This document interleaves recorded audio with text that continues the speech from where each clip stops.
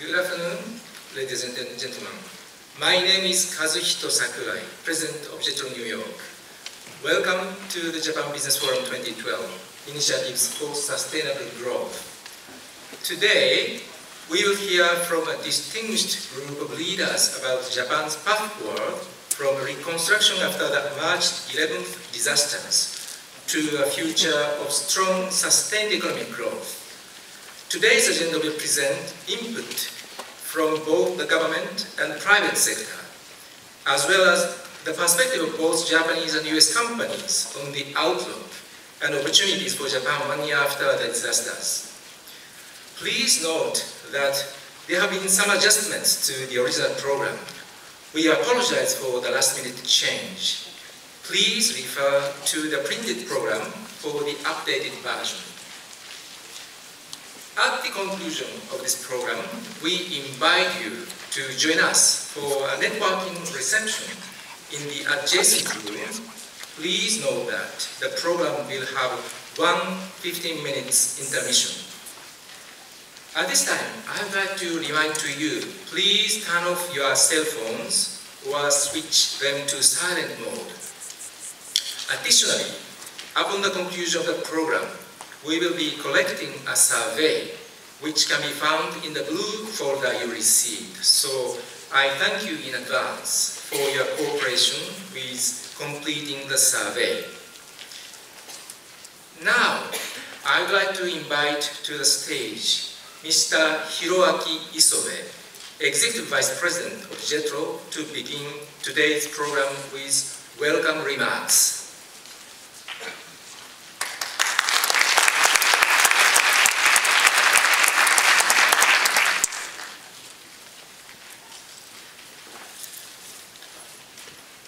Good afternoon, ladies and gentlemen.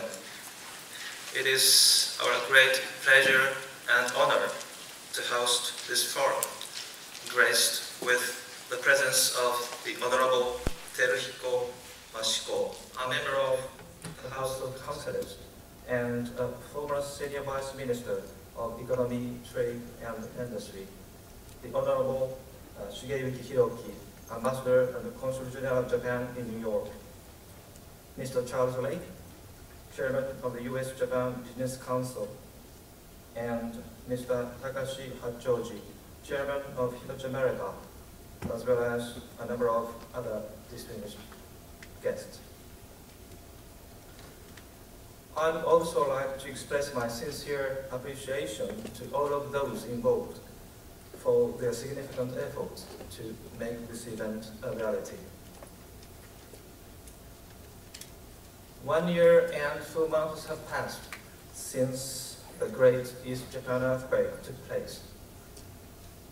Taking advantage of this opportunity, I would like to express my deepest gratitude to all the American people for their solidarity and support. Since the earthquake, JETRO has presented at home and abroad how Japan has made efforts to recover from the disaster. At an event for foreign firms in Tokyo, we explained about the special zones for reconstruction and other governmental measures Japan has made to attract foreign investment to the disaster-afflicted areas.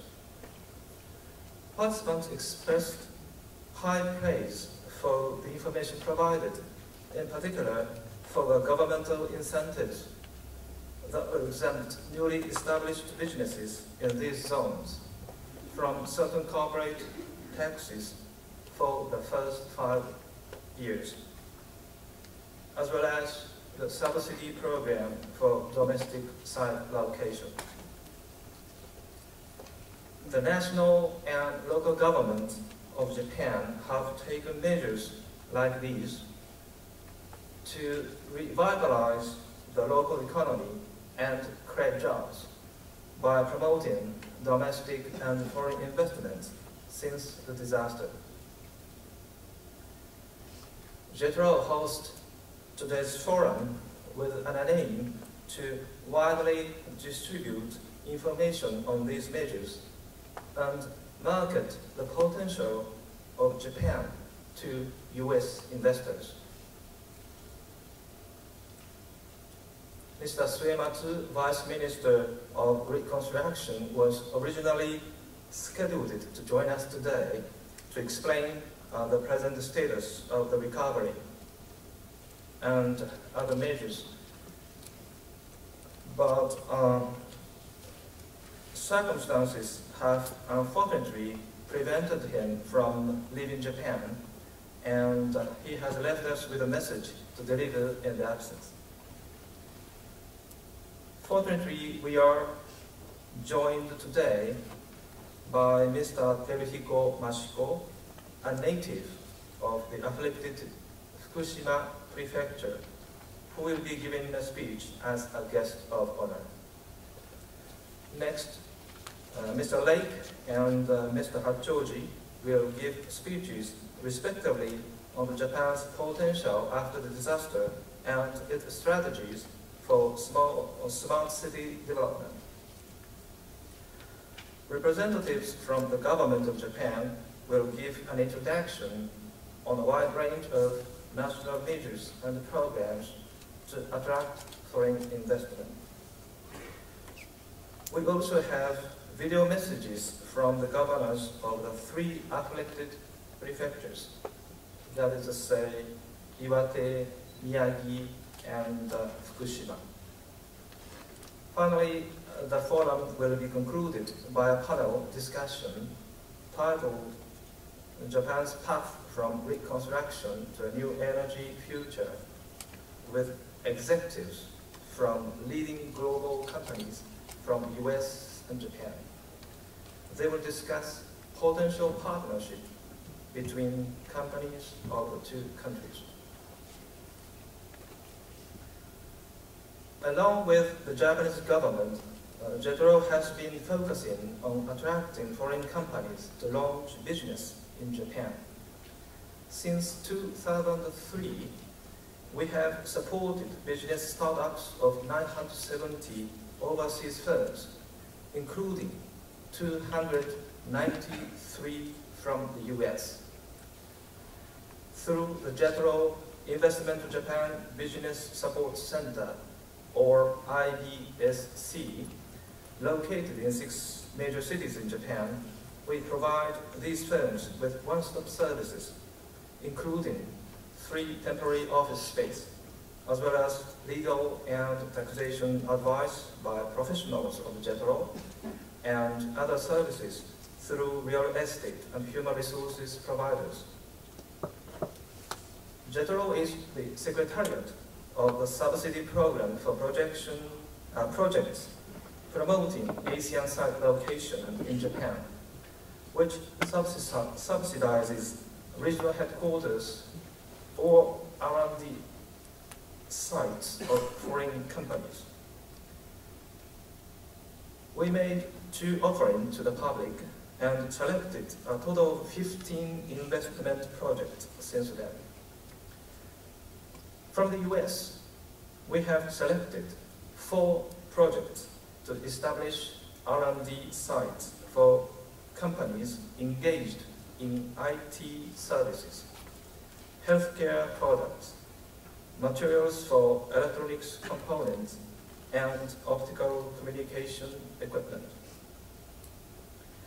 If you are interested in making investment to Japan, please contact your nearest JETRO office in the US. Finally, I would like to express once again my gratitude to the speakers and the panelists.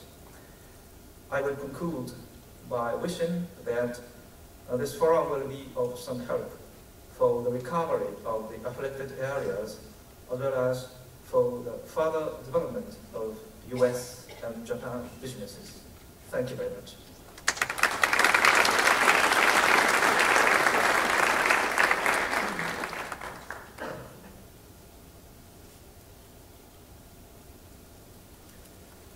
Thank you, Mr. Isobe. unfortunately, our first keynote speaker, Mr. Yoshinori Suematsu, the Senior Vice Minister of the Reconstruction Agency of Japan, cannot be here with us today. He has prepared a video message expressing his regrets and thanking you all for your participation today.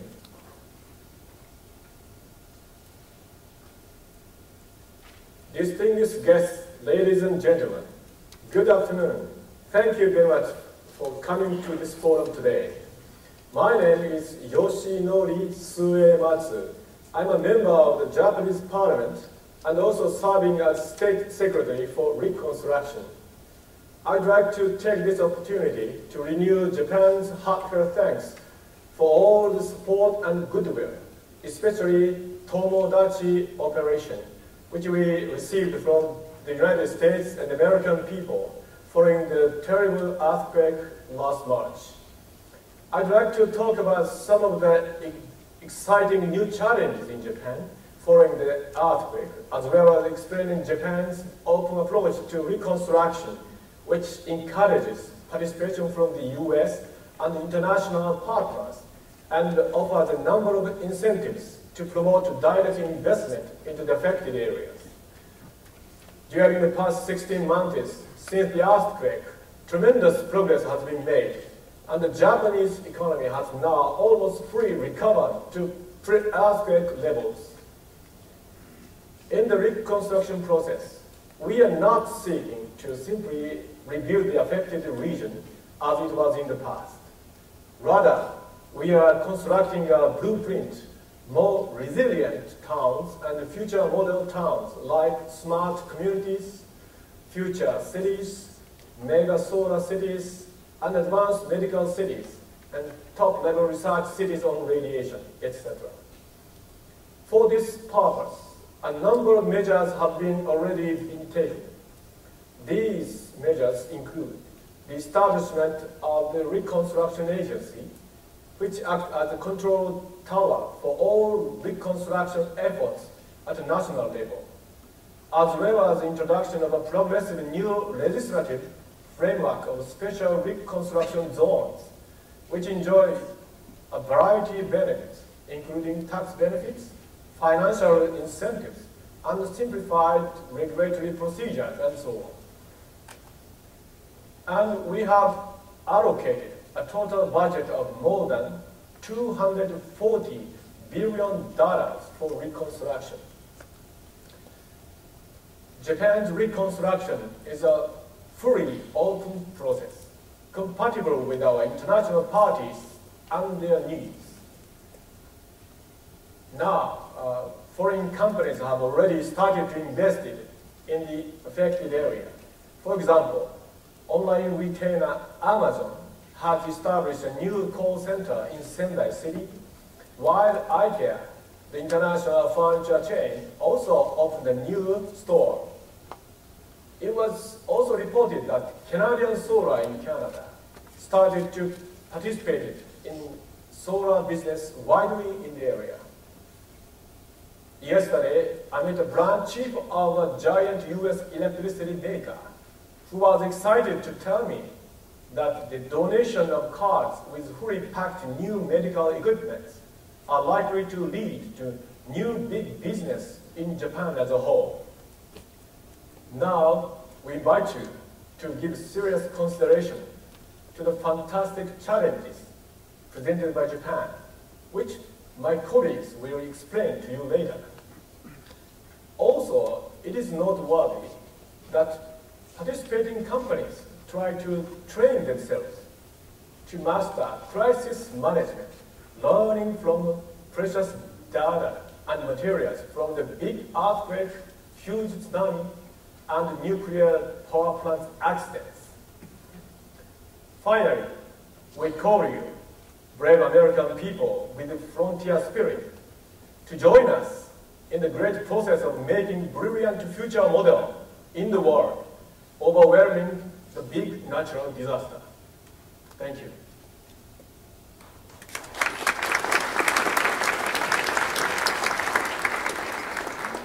Thank you.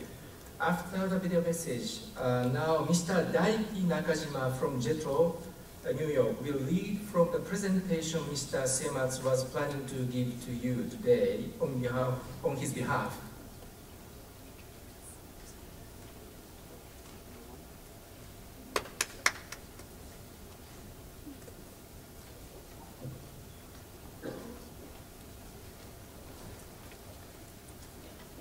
Good afternoon.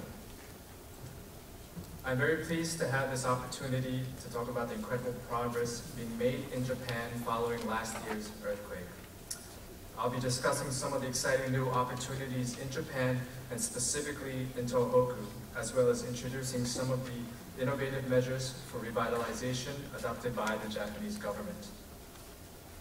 I'll also be explaining Japan's open approach to reconstruction, which encourages participation from our international partners and offers a number of incentives to promote direct investment into the affected areas. As you know, the March 2011 earthquake was one of the biggest natural disasters in Japanese history, resulting in massive loss of life and having a devastating impact on the local economies and manufacturing resources of Japan's coastal areas. Around 19,000 people were confirmed dead or missing, with a further 6,000 injured. Approximately 130,000 buildings were destroyed and further 950,000 were damaged, either by the earthquake or the tsunami or both. In total, the cost of the disaster was around $211.3 billion as measured by the assets of residents and the disaster-affected regions. It is worth noting that although the disaster was enormous in scope, Japan's experience from past disasters did enable us to respond quickly and prevent the human loss and damage from being far worse. For example, the Shinkansen, our bullet train system, suffered no derailments, accidents, or casualties on trains operating in the region hit by the quake. This was thanks to an improved safety system called the Urgent Earthquake Detection and Alarm System. Japan is also working towards addressing its long-standing challenges. Though enhancing innovation, cultivating domestic demand, and drawing on global opportunities. This last point, I think, is very important. Japan is increasingly looking forwards and outwards. We are seeking to enhance cooperation with the global community and to address the challenges we jointly face. Tremendous progress has also been made during the past 16 months, with the Japanese economy and infrastructure staging an impressive recovery. Economic and social infrastructure in the Tohoku region, like traffic routes and railways, have now been almost fully restored and significantly improved in the process. Immediately after the earthquake, national highways took a mere 6 days to repair. The bullet train running through the region has resumed full operational capability within a month. Sendai Airport, which was reconstructed with the help of U.S. Special Forces, had already resumed partial operations within a month after the earthquake.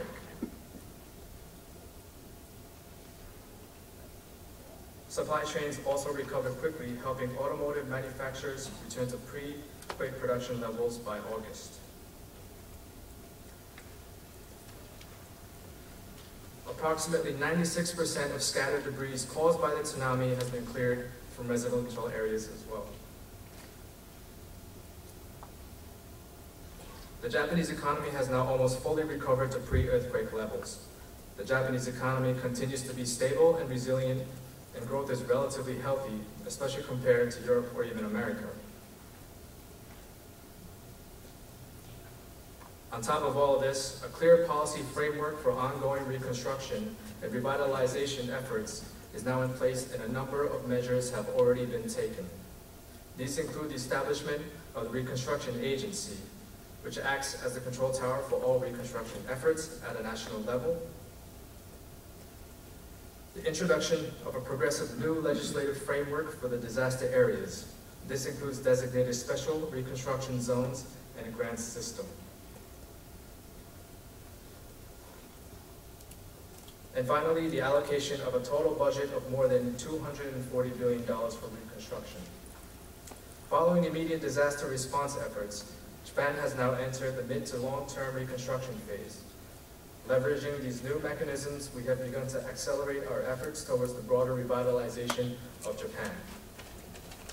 Japan is also sharing its expertise to support other nations at risk from natural disasters.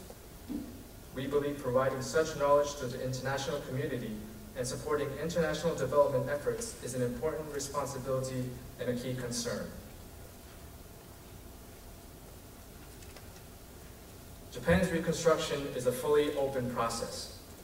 As first outlined in the government's basic guidelines for reconstruction, Japan welcomes and is proactively encouraging foreign investments into damaged areas. Maintaining transparency is critical, and we are committed to implementing reconstruction projects in an entirely open manner. The Japanese government is taking various measures to promote increased cooperation with the private sectors. These include setting up dedicated teams to manage efforts and facilitate coordination, putting on regular seminars and exhibitions, installing new regional reconstruction bureaus, and providing on-the-ground technical support and training. There are many more such efforts being made at a national level to enhance private sector involvement. We are also undertaking efforts, this seminar included, to explain the mechanism of the special zones for reconstruction and the unique benefits of each region. I will return to the many incentives, initiatives, and opportunities for investment in Tohoku later on. First though, let me give you some context and show you a brief region-by-region overview of Tohoku, its key sectors, and its industrial strengths. Miyagi and Iwate prefectures are both major production sites for Toyota, which started manufacturing its latest hybrid car called Prius C in the US. Many other components and part makers are expanding aggressively in this particular region. Fukushima Prefecture is one of Japan's main centers for OEM manufacture and shipments. Here, companies are able to receive a one-stop service for all licensing procedures. Many of Japan's marine products come from the Sanriku coastline, which spans both Iwate and Miyagi prefectures. Marine products from this region are a major export to overseas markets. The government's budgetary commitments will stimulate economic demand, and together with the policy framework put in place will help provide enormous incentives for direct investment by the private sector, including from foreign companies. We've actually already seen some from Vice Minister Soimatsu previously. Many others have expressed interest, particularly in the renewable energy initiatives planned throughout Japan, included in the affected regions. In Tohoku, over 10 large-scale solar projects are in progress, with many more planned in the coming years. Japan is a world leader in the development of clean, safe, and energy-efficient new technology.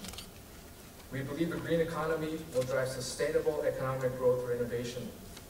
Smart communities will provide an opportunity to implement this at a local level.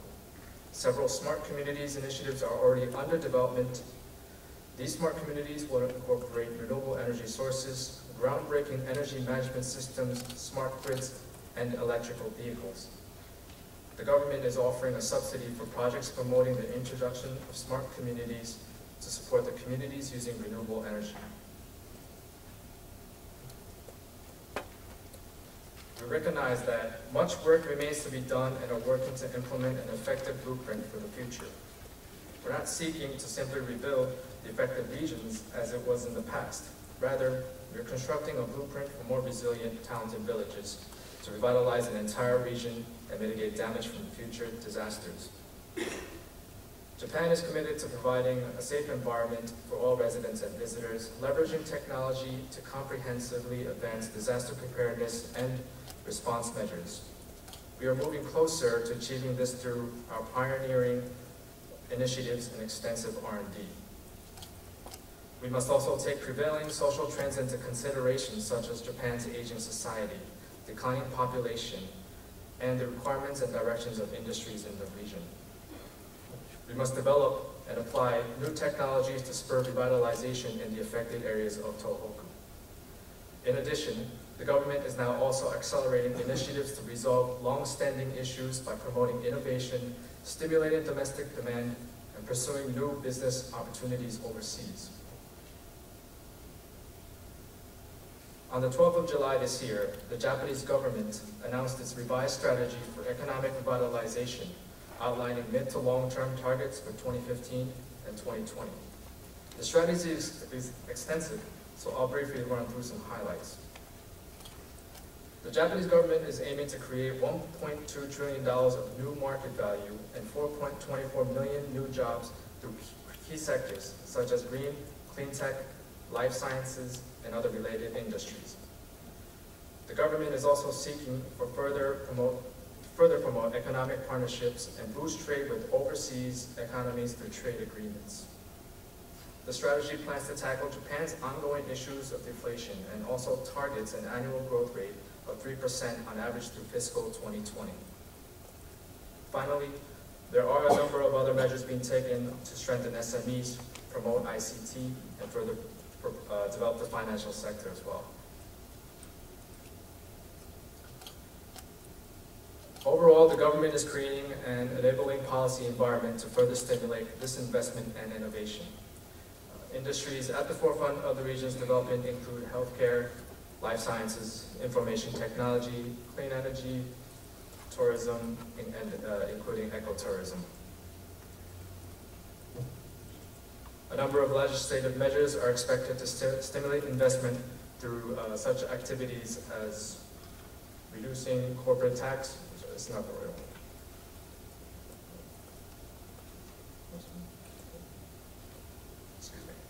Providing subsidies for private companies investing in the disaster areas for the first time, accelerating land use restructuring to help create communities that are more resilient against natural disasters.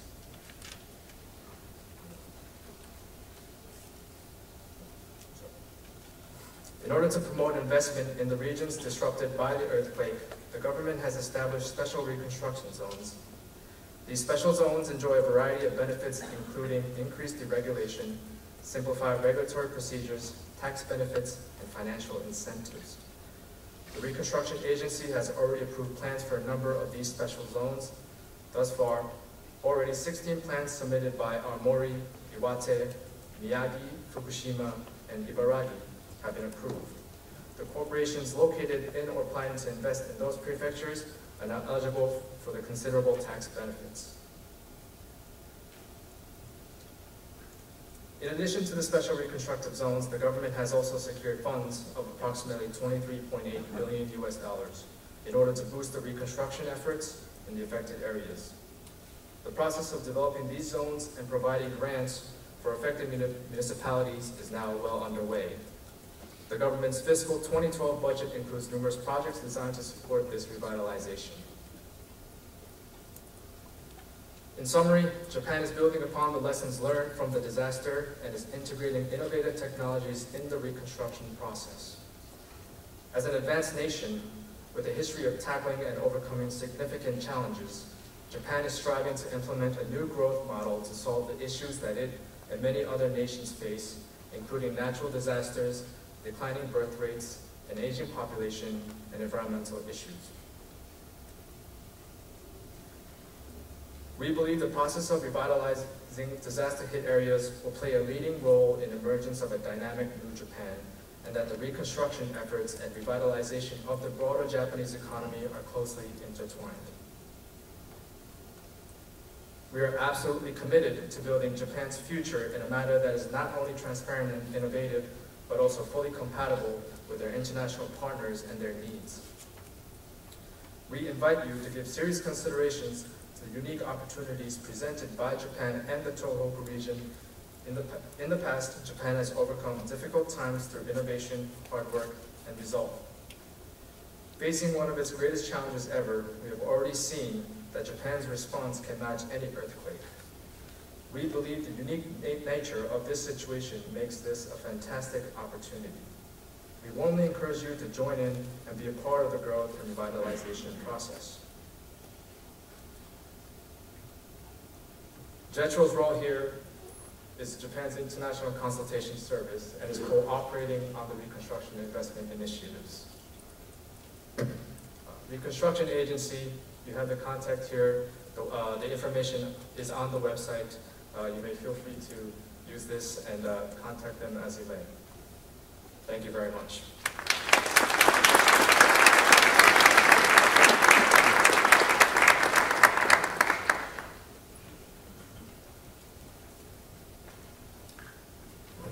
Thank you, Mr. Nakajima. Now, we will have a special greeting from our guest of honor, Mr. Teruhiko Mashiko, a member of Japan's House of Councillors, who has come special from Japan to attend this forum today. Mr. Mashiko is originally from Fukushima Prefecture and is also a former Senior Vice Minister of MEDI, the Ministry of Economy, Trade and Industry.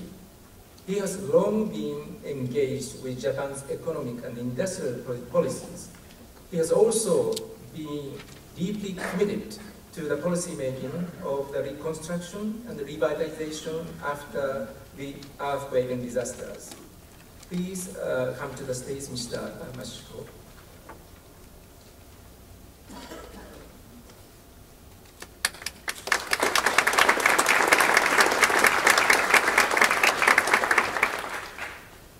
Thank you for the kind introduction.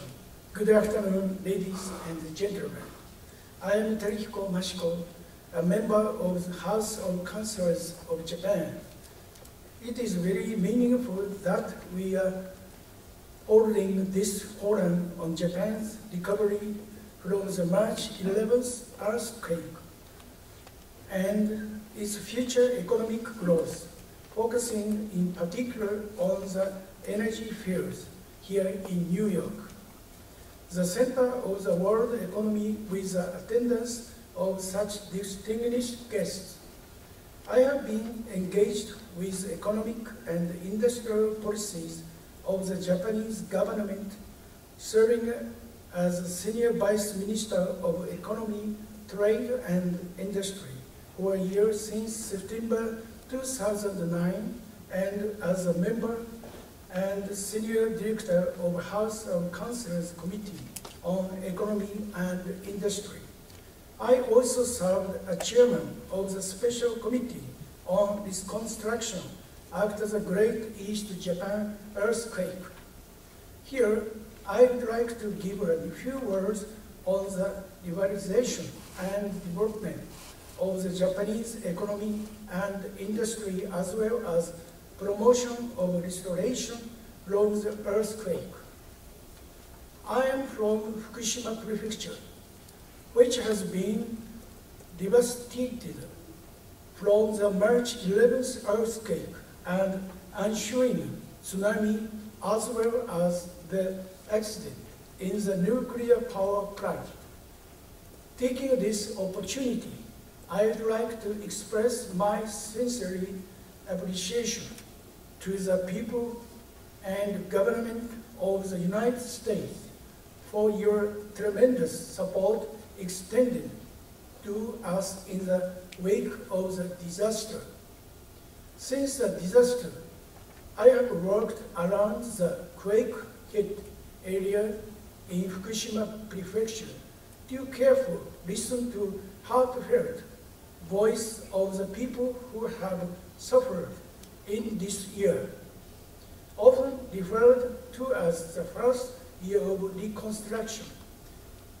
I believe that it is an urgent task for us to revitalize the area from the catastrophe, resolve that situation at the Fukushima Daiichi nuclear power plant, and allow people forced to leave their hometowns to return as the earliest possible date. Towards this mission, we should strengthen our efforts for reconstruction. Ahead of this, we have to urgently recontaminate radiation from the areas affected by the nuclear accident. I heard that here are many companies in the US possessing advanced contamination technologies. As the head of the delegation of 15 parliament members of Japan, I visited 3 Mile Island last October and talked with officials from the U.S. Nuclear Regulatory Commissions and energy-related companies. Based on agreement between U.S. Ambassador to Japan, John Bruce, and Fukushima Governor Yuhei Sato, some 30 U.S. companies with decommissionation technology visited Fukushima last month. Those companies also exchanged views the Japanese counterpart at the network meeting in Tokyo, which was hosted and supported by the U.S. Embassy, Japan's Ministry of Environment, and JETRO. I believe cooperation towards the revitalization between firms of the U.S. and Japan, like this, quite essential. I sincerely ask officials of the government and companies of the United States to lend your continuous support towards the recovery of the affected areas. Though industries in these areas have been significantly affected from this disaster, restoration efforts have made sure progress along with revitalization of infrastructure and supply chains. The economy and industries of Japan have made steady recovery over the 16 months since the disaster. In addition to recovery of the area, restoration efforts have created new business opportunity to make our country and industry disaster resistant in the future. The government of Japan has set up special zones for reconstruction based on the law of the special zone for reconstruction established last December. Through various tax incentives and deregulation, the government continues to devote itself to supporting business activity toward establishing the new foundation of the Japanese economy. Since the nuclear accident, energy issues have become a key factor in the economy reconstruction. In particular, the introduction and expansion of renewable energy is crucial, including PV and wind generation, geothermal, small and medium hydropower, and biomass. A feed-in tariff system was launched the month for promoting the implementation. Japan is setting up efforts towards development and dissemination of the new energy resources. I serve as a joint representative of the Super Party Federation of Diet members for the diffusion and promotion of geothermal power generation. With the world's third largest geothermal resources, Japan has high potential in this field. Fukushima is no exception to this and boasts an abundance of those resources.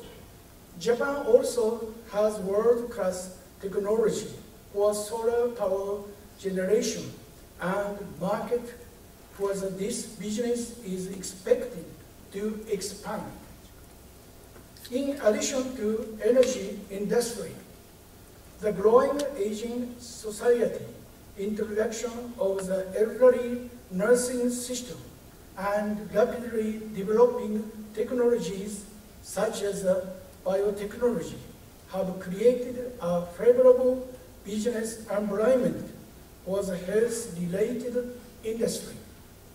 The number of visitors of Japan bouncing back after falling sharply in the wake of the disaster is also likely to help create new business opportunity. Likewise, further advancement in information technology will open new doors. While the recovery path of the Japanese economy has been shifting towards further liberalization, like I just mentioned, U.S. companies with new business models are essential for further economic development and job creation in the quake-afflicted areas of Japan. Liberalization of the Japanese economy provides a significant business chance for U.S. firms as well as a new win-win business environment has been created for both of U.S. and Japan. In this forum, we will introduce government policies and incentives for promoting foreign investment to Japan, along with the status of the renewable energy industry. It will bring me the greatest joy if this forum provides you with an incentive to start up your business opportunities in Japan. Thank you for your kind attention. Thank you.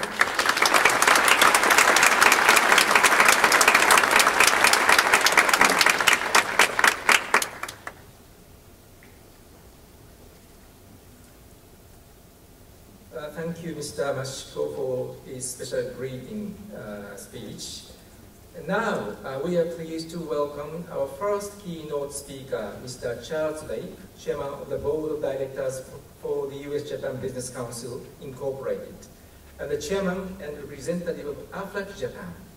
AFLAC is one of the most successful foreign companies doing business in Japan, and Mr. Lake has played a key role in its success.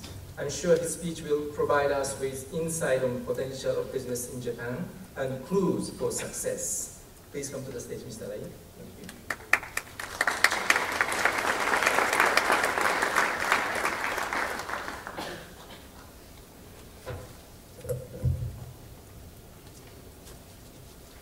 Good afternoon. It is a great honor to be here today to speak to you at this program, a very special time in the history of Japan. It has been a turbulent few years for the business community since the onset of the global financial crisis. But many businesses have fared well despite the challenges presented by the global downturn. Businesses in Japan are no exception. After the financial crisis, Japan had begun the road to recovery, recording 4.4% growth in 2010 after 2 consecutive years of negative growth. And then, as you all know, Japan experienced the worst disaster since World War II.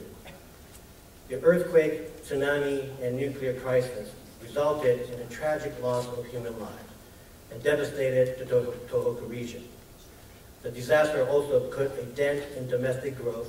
However, the Japanese economy has recovered remarkably quickly, and this year has returned to positive growth, as you heard earlier. The ability of Japan to bounce back is owed to the strength of its society. And it is undoubtedly one of the factors which make Japan a good, reliable place to invest and run a business. An economy in which, as a reminder, the 3rd largest in the world. The company that I work for, AFLAC, is a great example how U.S. companies can and do succeed in Japan. AFLAC had humble beginnings in Japan. John B. Amos, one of AFLAC's founders, first went to Japan in 1970 as a tourist to attend the World Expo in Osaka. Seeing how health-conscious the Japanese people were, wearing surgical masks when they have a cold, he was inspired to bring AFLAC's supplemental healthcare products to Japan. 4 years later, AFLAC received a license to sell insurance in Japan, and we became the first company to offer cancer insurance. Now, more than 75% or $18.4 billion of our revenue come from Japan. Aflac has become the #1 life insurer in terms of individual insurance policies in force in Japan. Aflac's experience in Japan is testament to the fact that Japan is a good, solid place to invest, and companies with the right strategies can enjoy resounding success. From a business perspective, like all countries, Japan has strengths and weaknesses, and I would like to discuss them both today. I will illustrate why Japan still offers so many opportunities for American companies and businesses, despite the common misperception that Japan, as a mature economy and one facing a number of challenges, has reached its peak. To reinforce this point, I will outline some of the issues facing Japanese economy, but why they should not deter potential new businesses from entering the Japanese market. Following on, I will discuss some of the qualities that make Japan an attractive place to run a business. And finally, I will offer some thoughts as to how Japan can go even further in terms of increasing investment. First, however, I'd like to discuss the Japanese business response to the earthquake, tsunami, and nuclear disaster, and how efforts by the business community ensured disruption to the global supply chain were kept to a minimum. In the aftermath of the triple disaster, there was much concern among economists and analysts that the global supply chain would be severely affected given the integral role Japan plays, making 40% of global electronics components, 19% of semiconductors, and 20% of all technology products. The fact that the disaster came at a time when the world was trying to recover after the global financial crisis merely compounded the unease. Without doubt, the disaster brought many Japanese business operations to a halt and temporarily disrupted global supply chains. However, not to the extent many expected. Despite the concern, the world did not run out of the iPad 2. One reason for this lies with the reliable and dedicated way business is conducted in Japan. Japanese companies were quick to act, implementing a number of countermeasures that returned global supply chains to normal much sooner than expected. For example, many companies quickly shifted production to other areas or countries unaffected by the disaster, including upping production at those facilities. Furthermore, to maintain production levels amidst the electricity supply shortage caused by the nuclear crisis, operating times were altered to outside of peak times. As a result, Japanese industrial production grew 5.7% from April 2011 to May 2011, the biggest jump since 1953, which in turn enabled exports to quickly get back to normal and disruptions to the global supply chain kept at a minimum. In the case of Aflac, at our call center in Tokyo, customer services operators stayed on the phone as the earthquake was hitting Tokyo and was underway, as they sheltered underneath the desk. They calmly explained to customers on the west side who were not experiencing the earthquake that earthquake was happening. After the disaster that occurred, Aflac was quick to implement a number of measures to ensure that customers were able to access the support they needed for such a crucial time. We increased operations at our call center in Kobe, Western Japan, and set up new customer service windows in Sendai in the affected region so customers with no access to phones or living in evacuation centers could file claims. Less than a month later, however, our business had returned to near normal.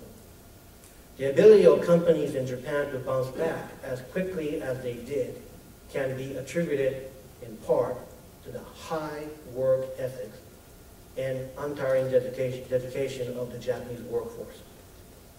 Before I talk more about Japan's strengths, please let me first outline some of the challenges facing the country. These include high sovereign debt, slow economic growth, a dysfunctional political environment, and a shrinking and aging population. First, the public debt. The public debt exceeds 200% of GDP, the highest in OECD, and rising. But Japan is not about to become the next Greece. As most of Japan's debt is held domestically, and it has a large reserve of foreign assets, which could be sold if need be. Furthermore, Japan still has high national savings, which will ensure a steady supply of credit. Since the high growth years of the earlier period, the Japanese economy has been somewhat stagnant for the most part in positive territory, while growing ever so slowly. This year, due to reconstruction in the disaster-affected area, the economy is expected to grow 2%, and following on from that is predicted to continue to produce positive growth. But one of the threats to Japan's competitiveness is the dysfunctional political environment. Although Japan is not alone in facing this problem, as demonstrated by the behavior of some of our politicians in Washington. However, the situation is a bit more significant in Japan, in my view. Of course, Councillor Mashiko is an exception to this rule.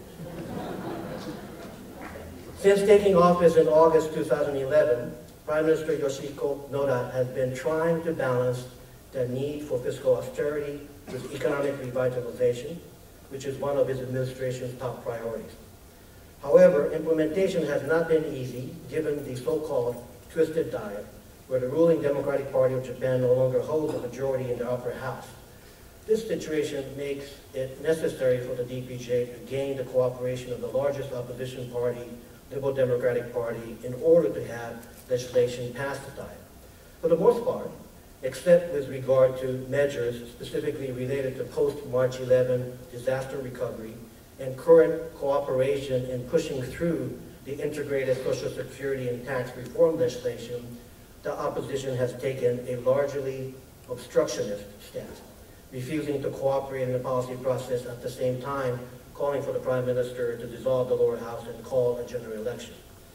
The resulting policy paralysis has driven down public support ratings and for both parties, and could spur a general election in the coming month. With regional leaders rising to challenge established politicians from LDP and DPJ, change is coming in Japanese politics with possible historic political realignment. One critical outcome that we all desire in the business community is that certain stability is established to make the annual change of prime ministers a thing of the past. It is never effective for any nation to continuously send a new leader every year to the meetings of the heads of state at G20. But the important point is that everyone recognizes this in Japan, and thus change is coming. A declining fertility rate and aging population are among the most difficult challenges that Japan faces on the path to sustained growth and prosperity. As these trends progress, they will put increasing pressure on Japan's finances as the Social Security system comes under further strain. The government and companies should look for ways to counterbalance the negative impact this may have on the economy and business and implement measures to increase productivity growth. At the same time, for companies, this can harness the associated opportunities that the growing niche market creates. Putting aside the challenges Japan faces, Japan has a number of strengths. It provides a competitive market with business sophistication, innovation, playing a leading role in research and development, large market size, quality healthcare and education.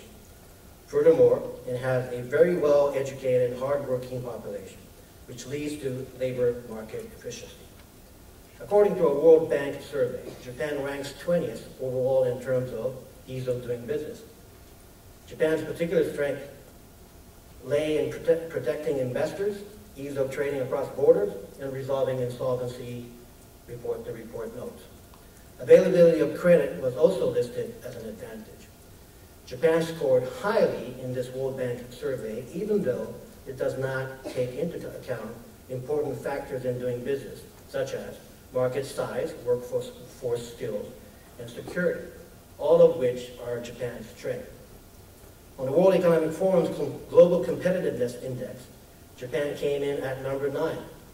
Japan scored highly in the majority of pillars of competitiveness, including institutions, infrastructure, health and primary education, and higher education, and training, and goods market efficiency, labor market efficiency, and technology readiness.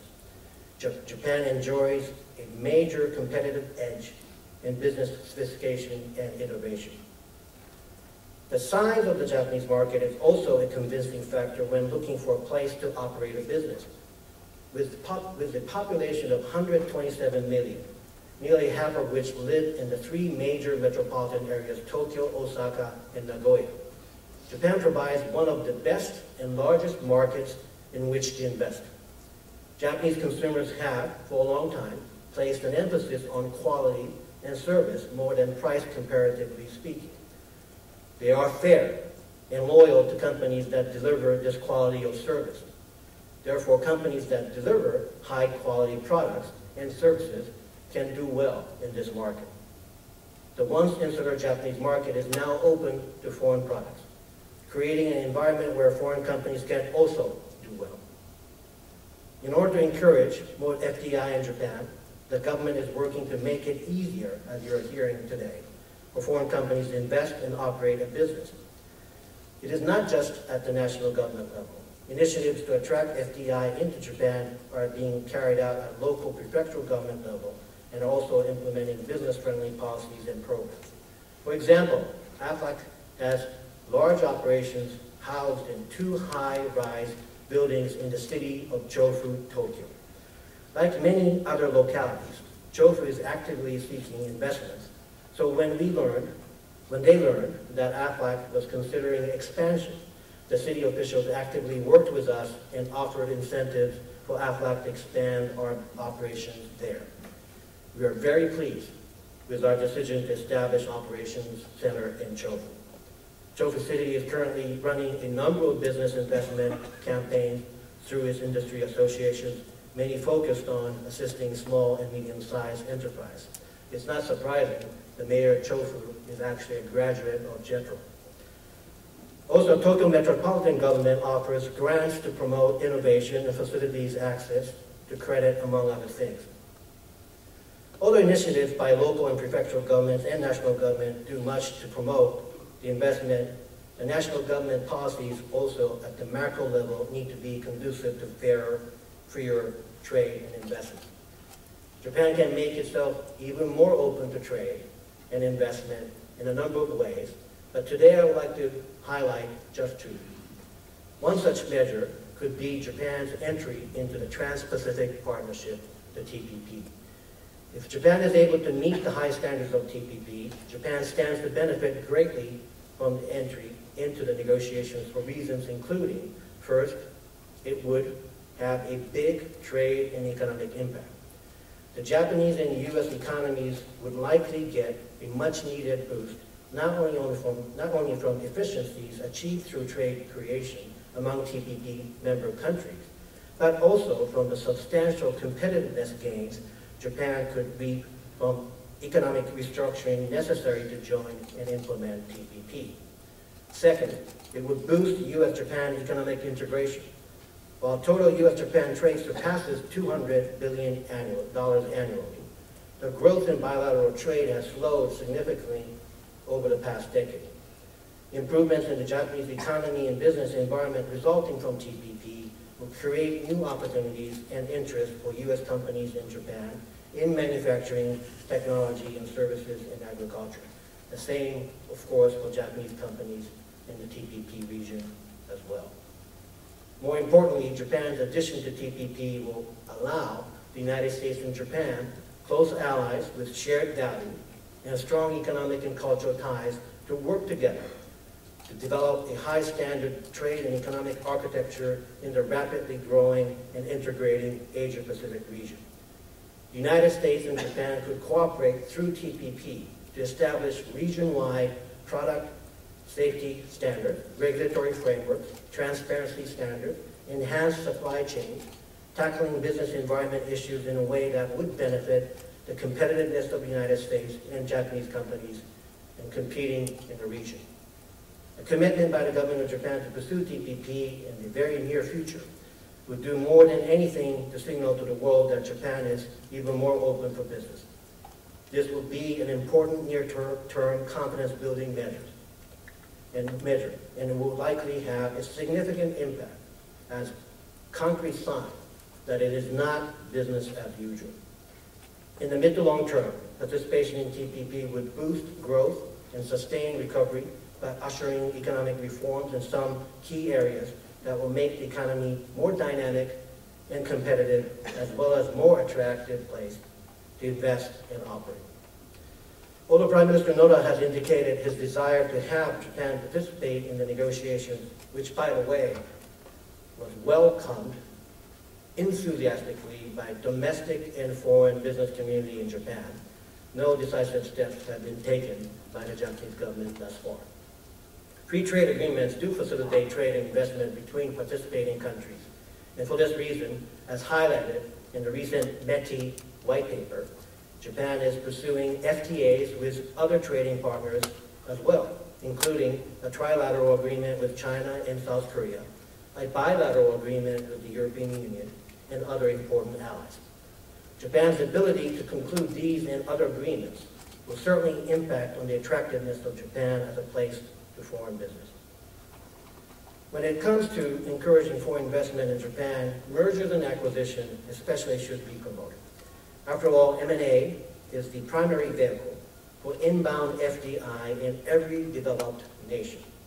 M&A transactions and the expansion in investments that often follows them generate all of the same economic benefits that greenfield investments do, only faster.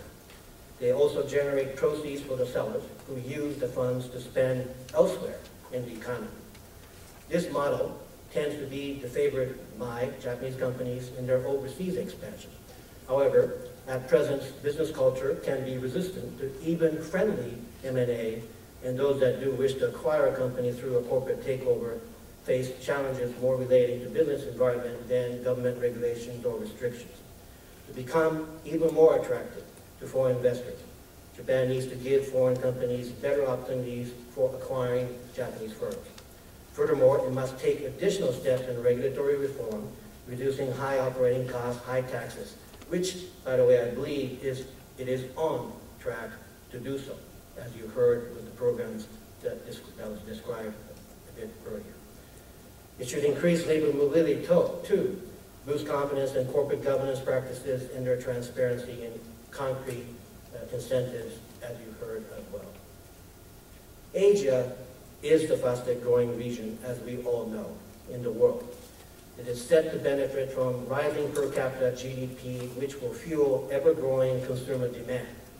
Japan, at the center of the region, stands to benefit substantially from Asian development, given its integral role in the global supply chain centered in Asia.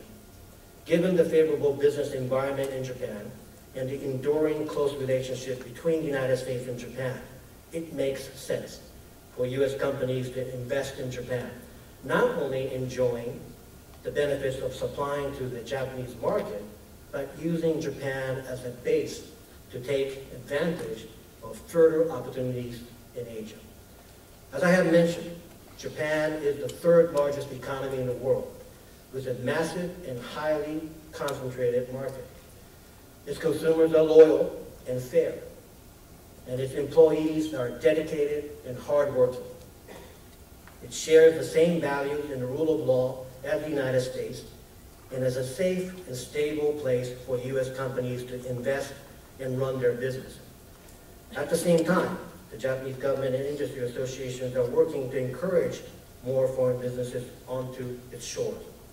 All of these factors make Japan an obvious choice.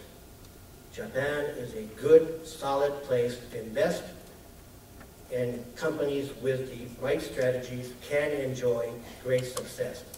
So we look forward to seeing you in Japan. Come and join us. Thank you very much for your attention.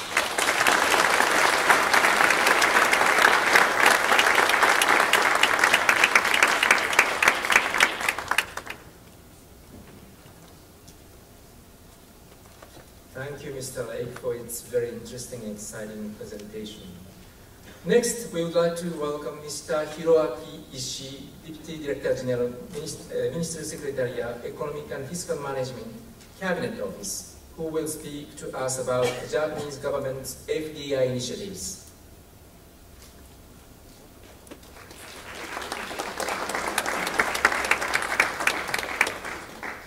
Good afternoon, ladies and gentlemen. Thank you very much for coming today. I'm always excited to come to New York. I feel the dynamic of the people and the economy by smelling the air and hearing, listening the sound of taxi cab. This fact that so many people coming here tells how energetic you are to looking for business opportunities throughout the world. I'm also excited to taste sake, sushi, sake and sushi. Sushi in New York is even more delicious than in Tokyo, I assure you. My name is Hiroaki Ishii, Deputy Director General of the Cabinet Office, in charge of foreign direct investment promotion. Today, I'd like to introduce a new program to attract foreign direct investment to Japan, what we call the Program for Promoting Japan as an Asian Business Center and Direct Investment into Japan.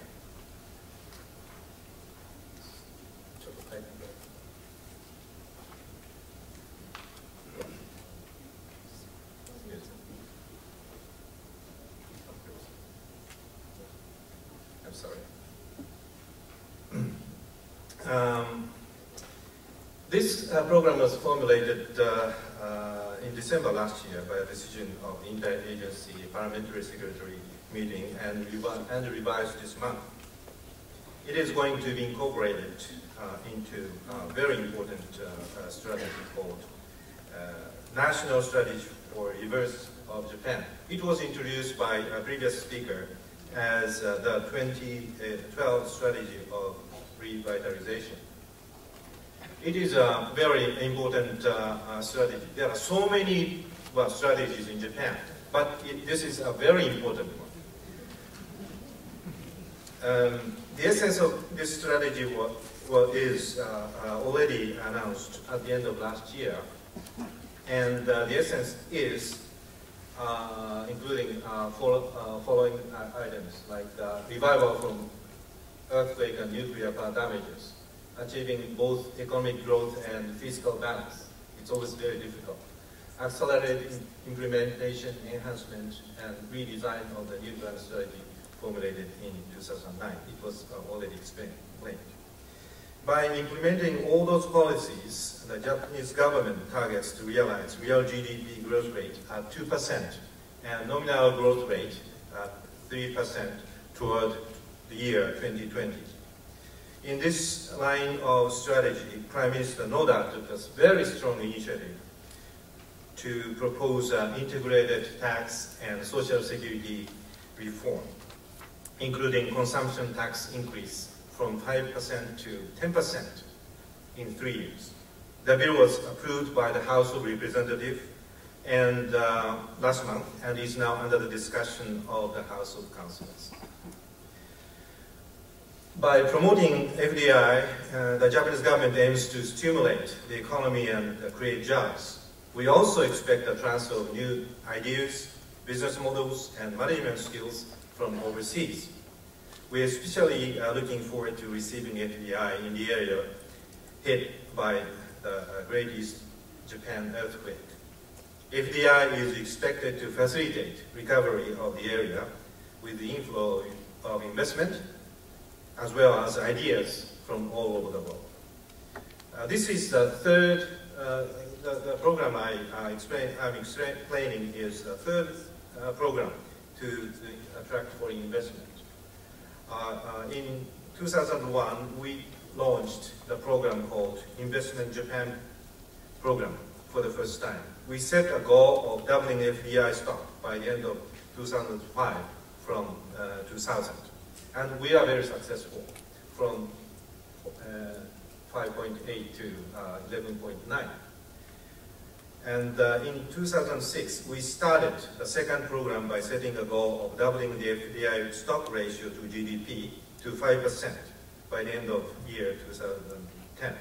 Unfortunately, we were not able to attain this goal, mainly due to the global recession after the financial crisis.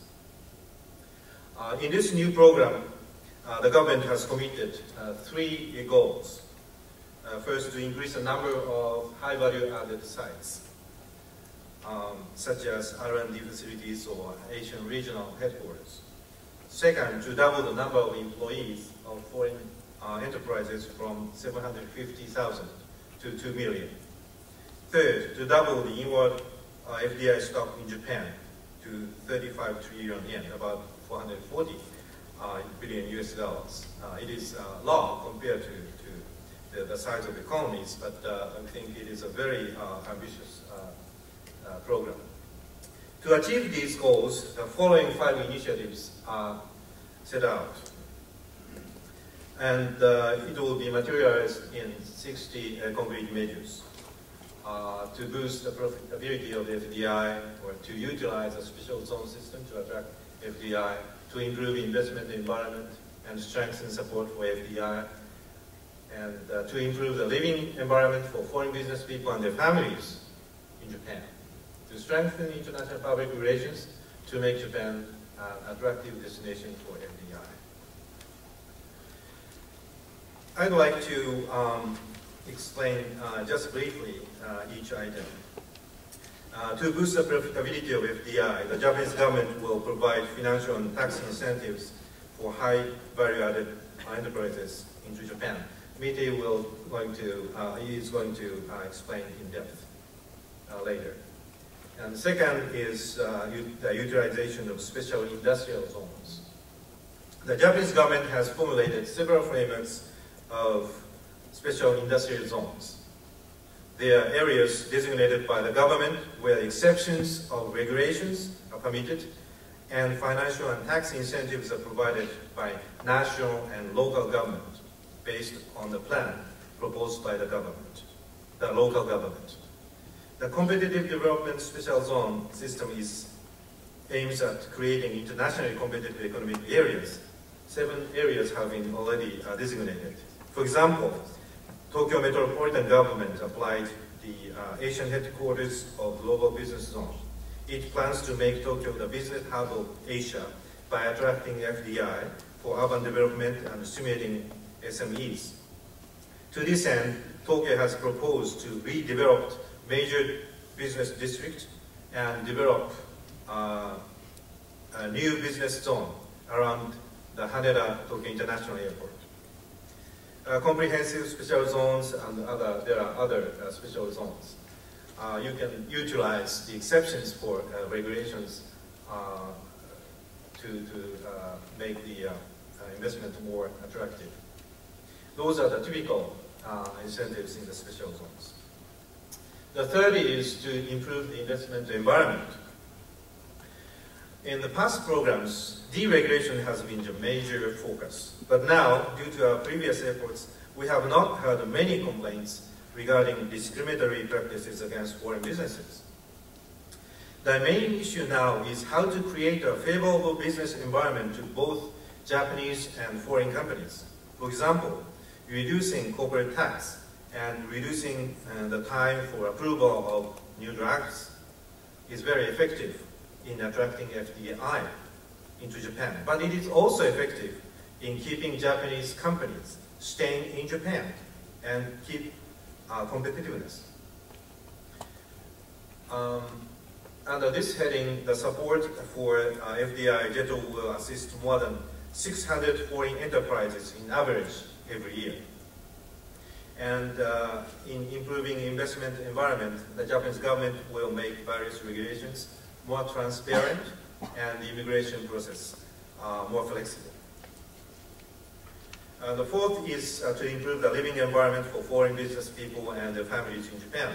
It includes promoting Japanese language education for pupils in Japan and approving establishment of international schools more flexibly. Fifth is to strengthen public relations. I am very encouraged. Mr. Charles Lake made a strong demonstration how the Japanese Japan is attractive. But still, I'm afraid the updated information about Japan is scarce. We would like to encourage holding seminars like this more actively. These are the successful investment in the affected areas, as has been introduced. But I'd like to introduce an episode of the case of Prologis. It is an American logistics company that invested into the facilities in Miyagi Prefecture. It is a disaster hit area. This facility was affected by the earthquake, but before the completion of the construction. But many foreign people fled Japan after the earthquake. But Prologis decided to keep the operation even just after the earthquake and completed construction as initially scheduled with the help of related parties and Japanese friends. The facility is now used as an important distribution hub in the growing reconstruction areas. I'd like to remind you that International Business Support Center of JETRO is providing one-stop service to support foreign companies to enter and to expand in Japan. JETRO staff is very kind, as you know, and they also offer free temporary office space in Japan for foreign firms that have not yet established a business base in Japan. I have briefly explained the new program to attract FDI into Japan by introducing a few from each measures, from the 60 measures established by various agencies. The Cabinet Office is responsible for checking and coordinating all the measures in the program. We use a plan, do, check, and act, PDCA cycle, to evaluate the progress of each measure. Our minister very likes the concept of PDCA. We are going to renew the program and report to the cabinet level each year based on the progress of the program. Therefore, if you have any issues, please let us know. Please let us know candidly. We will examine the issue and take care of you together with the related agencies. If you have any recommendations or ideas to promote FDI to Japan, we are always willing to hear from you. We'd like to assist you in any way we can.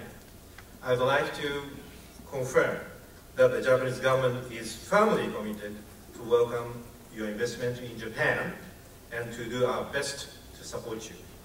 Thank you very much for your kind attention.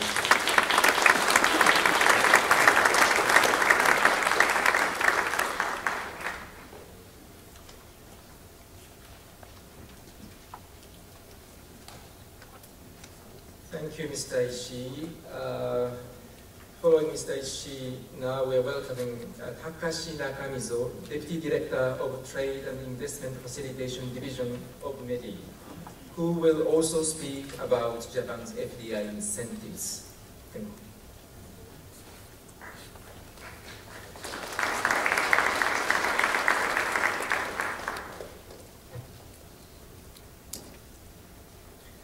Good afternoon, distinguished guests, ladies and gentlemen. My name is Takashi Nakamizo, Ministry of Economy, Trade and Industry, or MEDI. And thank you for the opportunity to introduce attractiveness of Japan and the government foreign direct investment incentives today. Japan has many attractions as an investment destination. Japan is one of the world's largest economy with the most sophisticated business environment, highest R&D capabilities, and convenient and comfortable living environment. In collaboration with JETRO, the Japanese government In collaboration with JETRO, the Japanese government has been actively promoting FDI into Japan, and the government has recently accelerated its promoting effort by offering incentives to foreign companies to set up their business in Japan. In my presentation, first, I will briefly introduce Japan's strengths. Second, I will introduce the government incentives and support for foreign companies to set up their business in Japan. And Japan's strengths. Currently, the world eyes are on Asia. Japan is full of business opportunities due to its strong tie with this rapidly developing region. In Asia, Japan is the best country to create innovation, a country with the best business and living environment, and Japan offers market for test marketing before entering the Asian market. The first strength of Japan is optimized for innovation. Japan is the center of innovation. Japan is ranked first for R&D expenditure as a percentage of GDP and number of researchers per capita.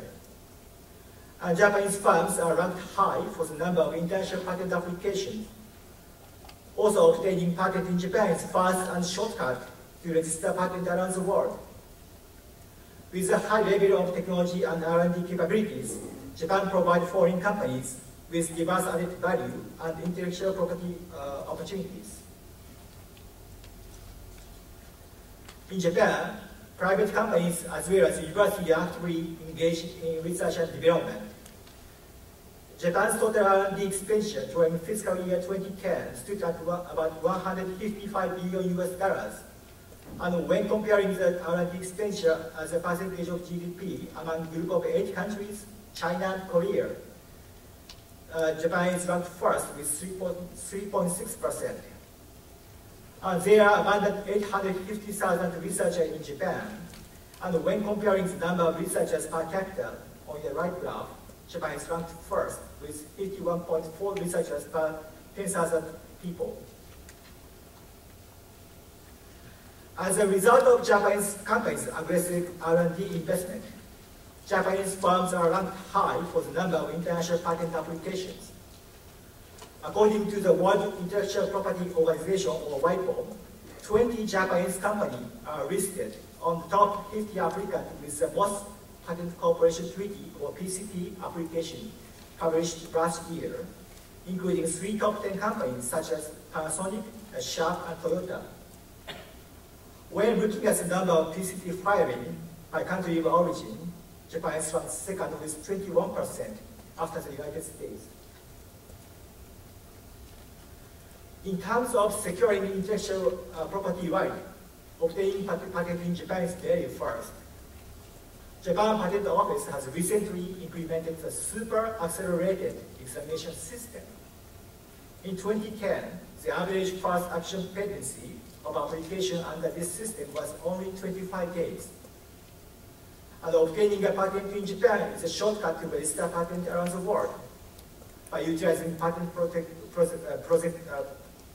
prosecution highway, or PPH. In case of utilizing patent prosecution highway from Japan to US, the first action pendency in the US Patent and Trademark Office can be reduced from about 24 months to about 6 months. As of this May, Japan Patent Office has PPH program with 23 countries and regions. So registering patent in Japan is a strategic way to obtain patent easier and faster in those partnering countries and regions. According to the World Economic Forum's competitiveness report, Japan is ranked first for business sophistication in the world. Japanese materials and part manufacturers play a central role in a global supply chain in a wide range of fields of automotive, chemical, electronics, and so on, and they have won high market share in the global market.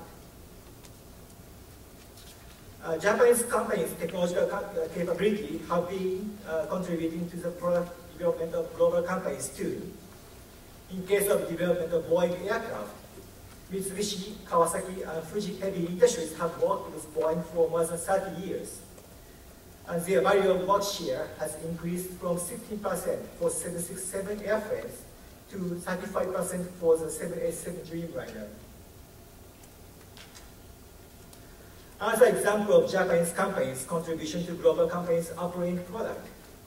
In this January, Apple released a list of 156 suppliers worldwide, and among them, 32 are Japanese companies, including big names like Sharp, Sony, Toshiba, along with unlisted technology companies like Toyo Ika Kenkisho or Zenia Aluminum Engineering.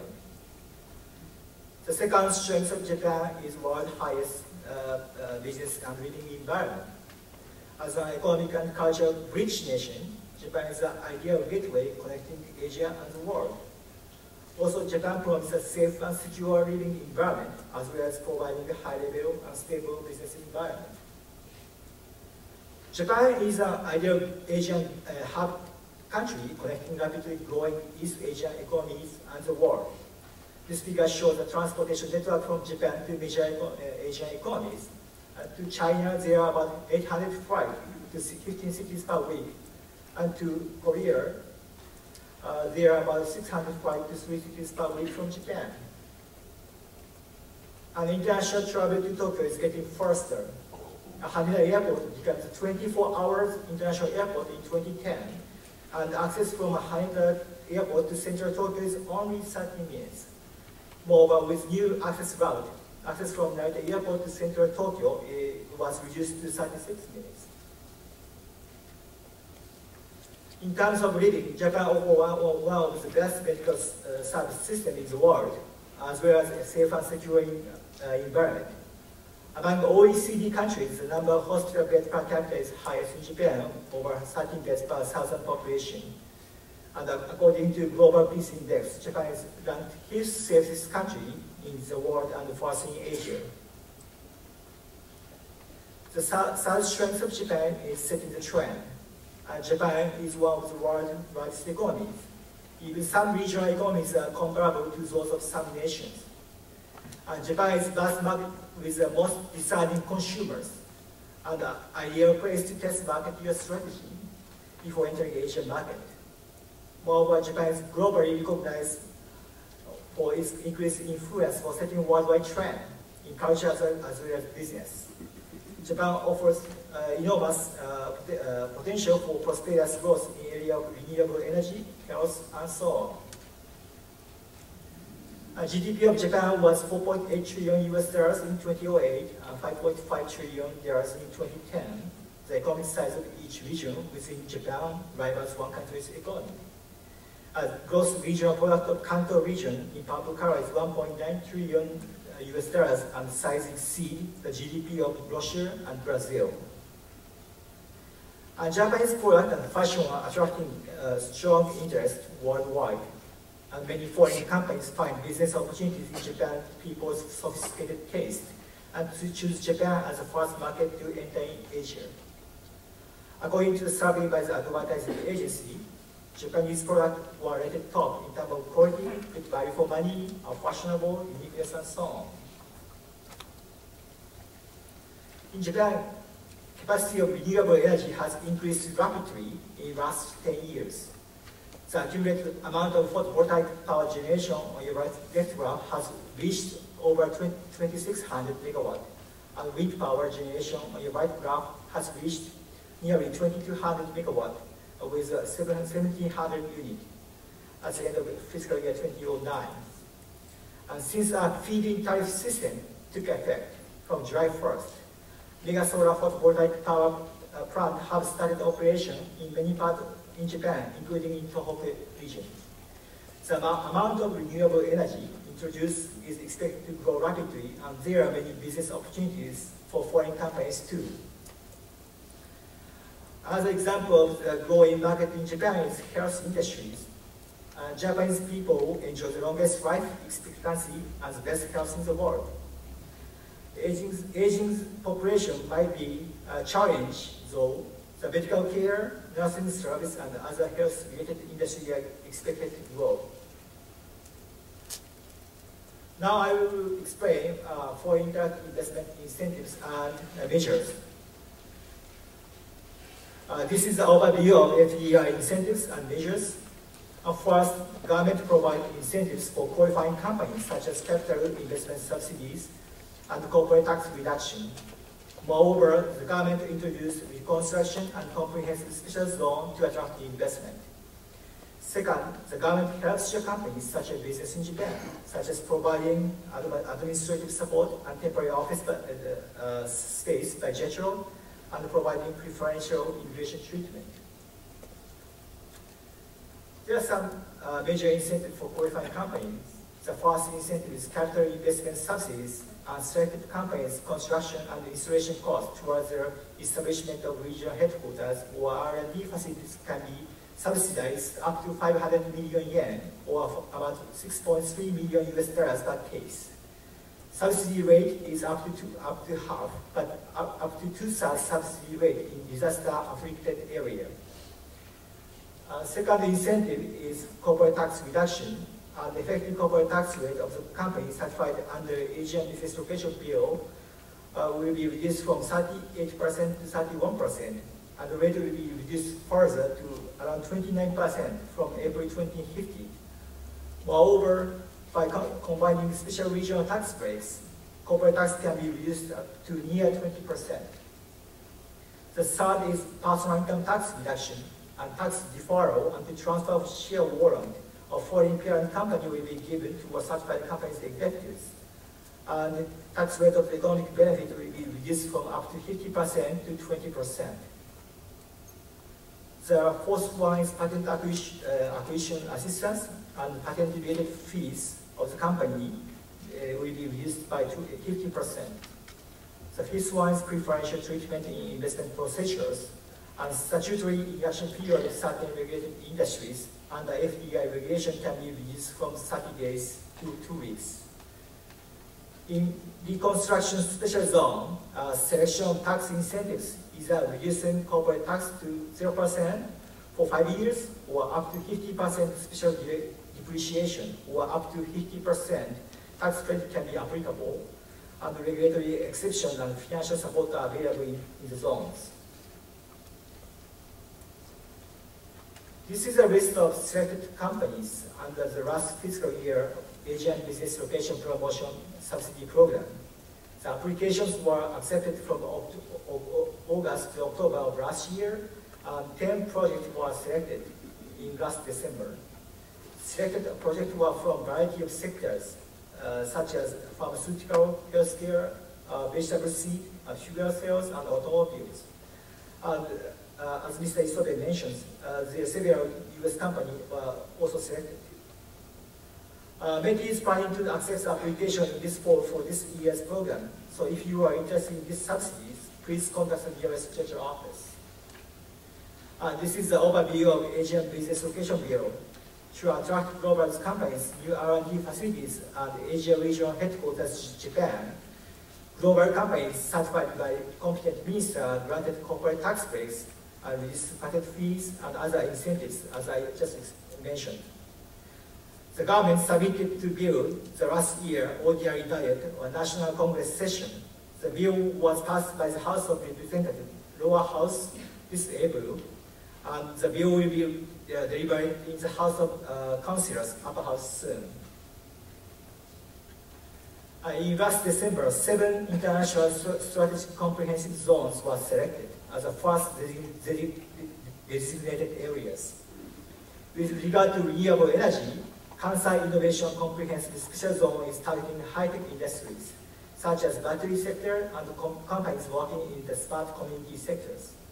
And the Green Asia Comprehensive Special Zone in Kyushu is targeting green innovation, including energy creation, storage, and saving. And there are some measures to help your companies, such as business in Japan. JETRO expert staff provide administrative support for foreign companies to set up business place in Japan. And in terms of applying for visa in Japan, foreigners expected to work for Asian Business Location Bureau certified companies are eligible for expedited examination for a certificate of eligibility, an official document required to apply for visa, with the examination period to be as short as 10 days, compared with the normal examination period of 1 month. Also, under recently introduced point-based system, qualified highly skilled foreign professionals are given preferential immigration treatment. Moreover, when foreign companies apply for some incentive programs, documents can be submitted in English. So JETRO's Invest Japan Business Support Center are located in 6 major cities of Japan, and IBSC staff and advisors are looking forward to support you. The Ministry of Justice recently introduced a point-based system that provides highly skilled foreign professionals with preferential immigration treatment.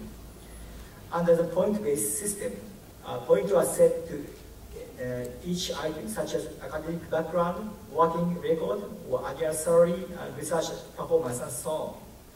And foreign professionals who earn 70 points or more will be recognized as highly skilled foreign professionals, and they will be given preferential immigration treatment, like grant of 5 years period of stay from 3 years, and permission for a spouse to work, or permission of a green parent under certain conditions.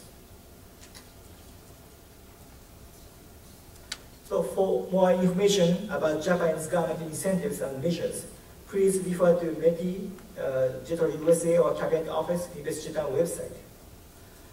There are enormous business opportunities in Japan, especially in Tohoku region and in renewable energy market, with a variety of incentives and measures.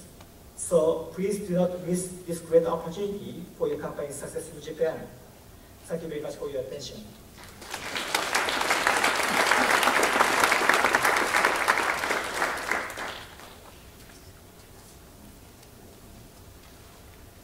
Thank you, Mr. Nakamizo. Now, we would like to conclude the first half of our program with a special video message from the governors of 3 prefectures deeply affected by the earthquake, tsunami, or nuclear accident. Takuya Tasso, Governor of Iwate Prefecture, Yoshihiro Murai, Governor of Miyagi Prefecture, and Yuhei Sato, Governor of Fukushima Prefecture. Additionally, in the blue folders received, you can find further information incentives in the reconstruction areas, so please take a look.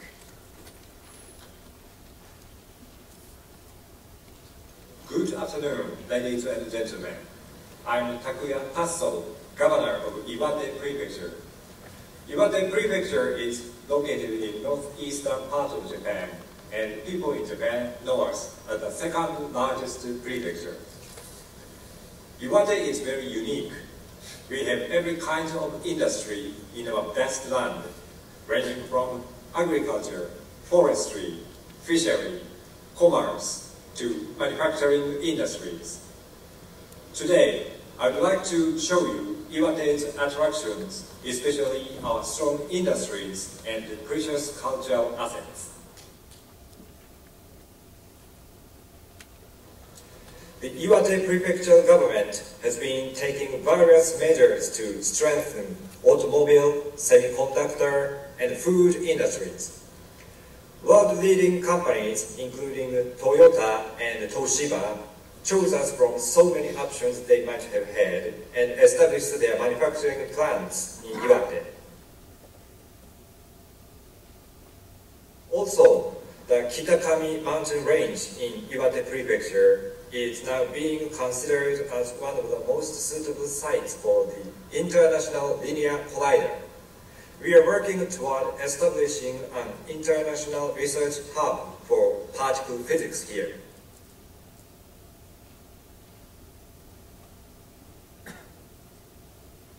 Also, the cultural heritage of Hiraizumi, which was inscribed onto the UNESCO World Heritage List in June last year, has left us magnificent temples and beautiful gardens, and conveyed to us the idea that we should live together respecting every life.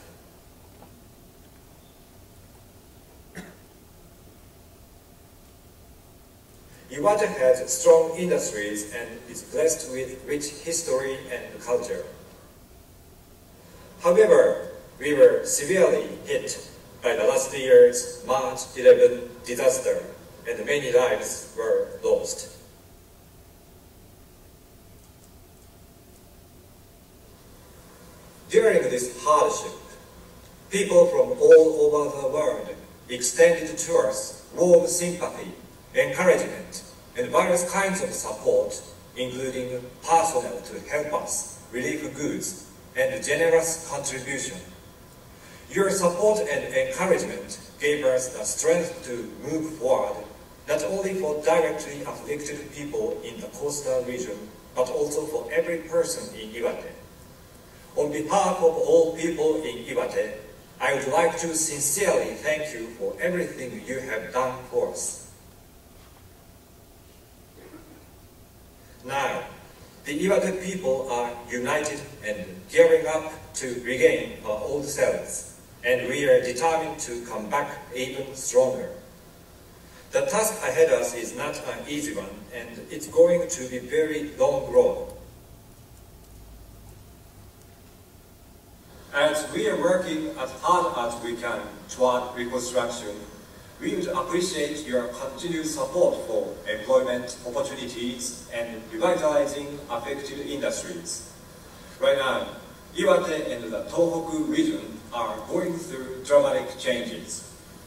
I would like you to see the present situation as a great opportunity.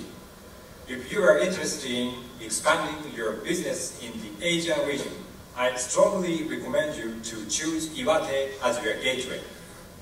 Let us work together to rebuild a brand new Iwate. We will continue to move forward step by step to rebuild Iwate and make it even better.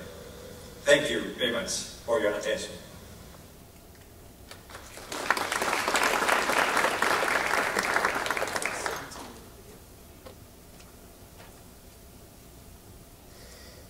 皆さんこんにちは。宮城県知事の村井義弘です。本日はこのような機会を与えていただき誠にありがとうございます。日本貿易振興機構並びに復興庁をはじめ関係機関の皆様に心より感謝を申し上げます。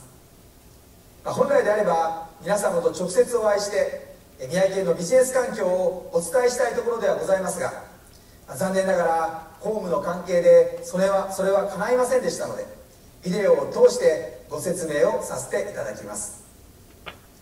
皆様ご承知の通り、昨年3月11日の東日本大震災により宮城県は甚大な被害を受けました。その際には国内外を問わず多くの皆様から温かいご支援をいただきましたことに、この場をお借りしまして県民を代表し心より御礼を申し上げます。現在宮城県では県民一丸となって復興に邁進しておりますが、その実現のためには人と物と投資を呼び込む必要がございます。宮城県は東京から新幹線で90分と大変アクセスも良く、東北ナンバーワンの仙台空港と東北ナンバーワンの仙台塩釜港という物流拠点がございます。今回の震災でサプライチェーンの継続が大変大きな課題となりましたが、この2つの空港と港湾は京浜エリアのバックアップ機能を果たすのに十分な能力を備えております。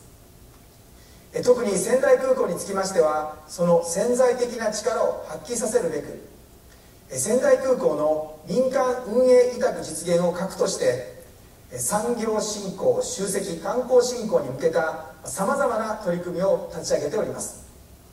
これは東北のみならず今後の日本をリードする取り組みであると考えておりますので、ぜひ皆様にもいろいろな面で関わっていただきたいと思います。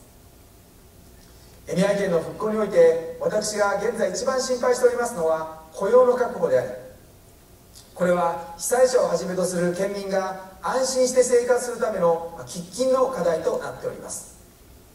そこで皆様に最も訴えたいことがございます。ぜひ宮城県に投資をしてください。ぜひ宮城県に会社を作ってください。そしてぜひ宮城県に工場を作ってください。今回のフォーラムでは再生可能エネルギーを中心にパネルディスカッションなどが行われると伺っております。宮城県では再生可能エネルギーや自動車関連産業などの8つの産業分野において県内の特定エリアに工場等を立地していただいた場合には、税制上の優遇や規制緩和が受けられるとする復興特区が国から認定されております。このように宮城県では皆様とビジネスができる環境が整っております。皆様の積極的な投資を心からお待ち申し上げております。結びになりますが、皆様のますますのご活躍ご健勝をお祈りいたしまして、私からの挨拶とさせていただきます。ご清聴誠にありがとうございました。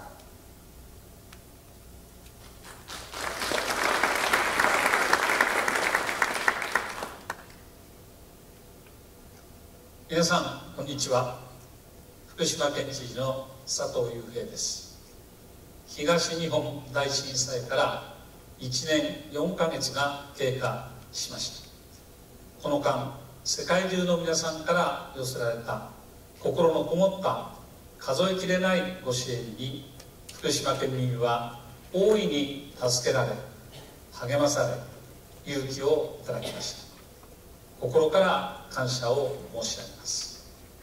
おかげさまで企業の生産活動や観光地のにぎわいも回復軌道に乗るなど、福島県は元気を取り戻してまいりました。本県では原子力に依存しない安全安心で持続的に発展可能な社会づくりを復興の基本理念の一つに掲げております。県内では世界初の大規模な浮体式洋上ウィンドウファームやスマートコミュニティの実証実験など、新たな取り組みが動き始めました。再生可能エネルギーの飛躍的な推進を図り、産業振興による地域の発展と環境との共生が両立する新しい社会をこの福島の地で実現してまいりたいと考えております。福島県は東京から約200km、新幹線を使えば約80分で移動可能であります。また運送用機器、半導体、医療福祉機器などの産業が集積しており、税制上の優遇措置も投資環境も整えております。これらを生かしてさらなる産業の集積育成に取り組んでまいる考えでありますことにご理解をいただき、産業分野での投資をはじめ一層のご支援をお願い申し上げます。福島の復興には本県に心を寄せてくださるすべての人々の力が必要であります。引き続きご支援ご協力をお願い申し上げます。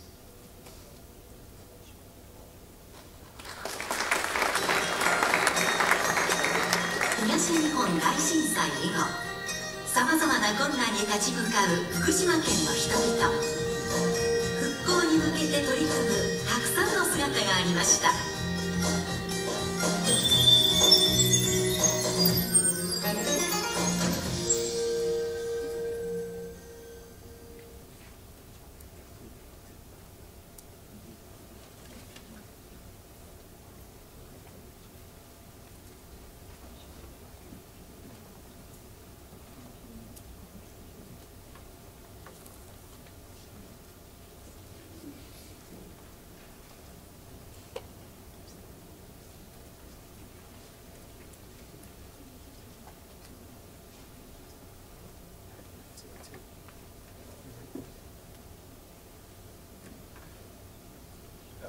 必要であります。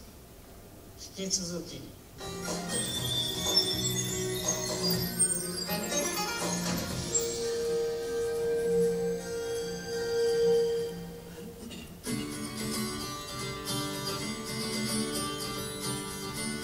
地震で大きな被害を受けたいわき市のスパリゾートハワイアンズ。フラガールはいわき市の避難所を皮切りに全国絆キャラバンを展開しました。復興のために私たちも一緒に頑張ってまいりますので、どうか皆さんの笑顔を絶やさずに頑張っていただきたいと思います。被災地ばかりでなく、日本中に笑顔と勇気を与えてくれました。8月、高校生の文化部の祭典、福島総文が行われました。総合開会式で高校生が演じた福島からのメッセージ。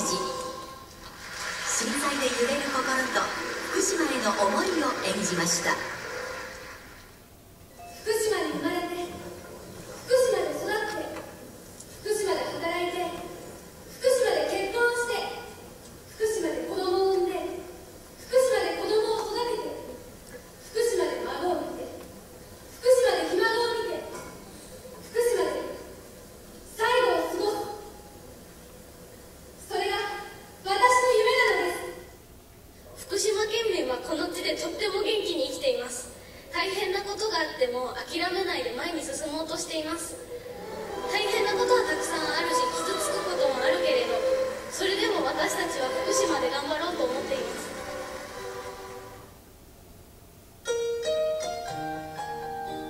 福島県を長い間支えてきた農業。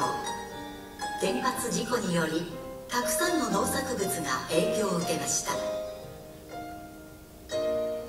福島市のりんご農家、由井茂さんもさまざまな困難と戦っています。原発の影響もございまして、果たして私たちがね、今年農家できるのかっていうところから出発しましたので、もう一回一から一つ一つ積み重ねてきてね、みんな今頑張ってるように、もう一回やっぱり福島ブランドというものをですね、立ち上げれればなというふうには考えております。江戸時代から続く双葉町の富沢酒造店。守さん、真理さん兄弟は若くして蔵を引き継いでいました。しかし震災後、警戒区域の双葉町を離れ、会津の酒蔵の一部を借りて酒造りを復活させました。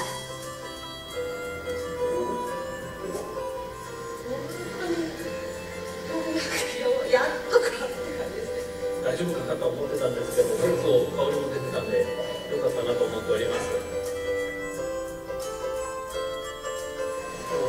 なんか双葉を思い出します。子供たちよくやってくれたと思います。全員育てられた、全員助けられたお酒ですね。地震、風評被害、そして豪雨災害、会津も激動の1年でした。雪の多い会津地方では復興の願いを込めて雪まつりが行われました。全体的に、元気がなくなっていたんですが、この雪上がれ工房餅を作ることによって少しでも元気を取り戻してもらいたいと思い作りました。只見では復興への思いを込めたキャンドルナイト。復興テーマで頑張っていこうという流れの中で、一つ一つの明かりの思いがこもった、キャンドルになっているんじゃないかなと思って、これから復興に向けて歩んでいけるんじゃないかなと。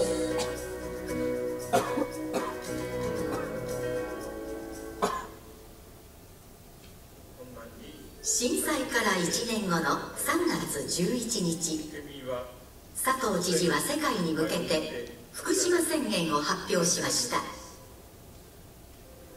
私たちは必ず美しいふるさと福島を取り戻してまいります。活力と笑顔あふれる福島を築いていきます。そして私たちはこの福島復興の姿を世界へ、未来へと伝えます。たくさんの声が復興の土音となって響いています。県民一人一人のふるさとへの思いを受けて、福島は復興に向けて力強く歩み始めています。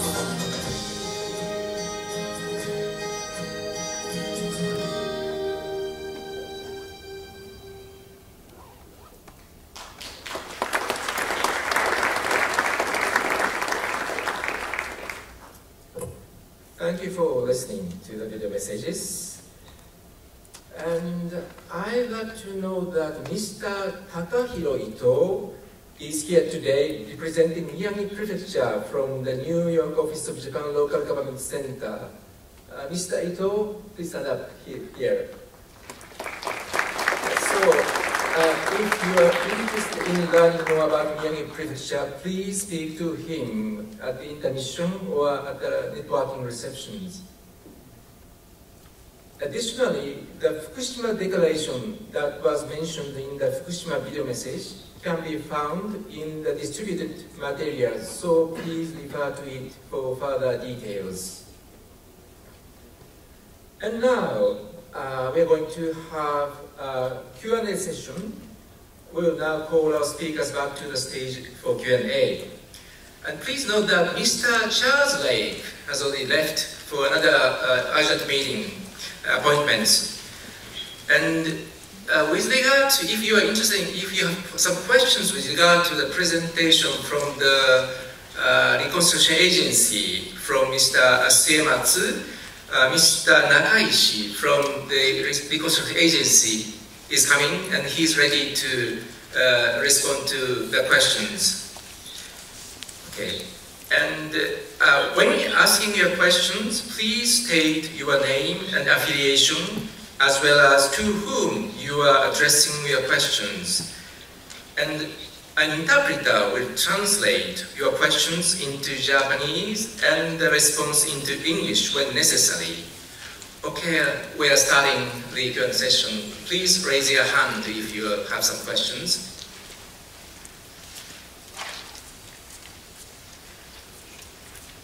Is anyone? Okay.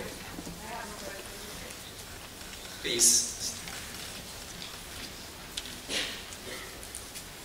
My name's Alice Labrie. I'm a former U.S. Department of State Foreign Service. I live here in Harlem, New York City. May I ask a question, please, with regard to public transit for your communities? To who? To anyone. Okay. Public transport.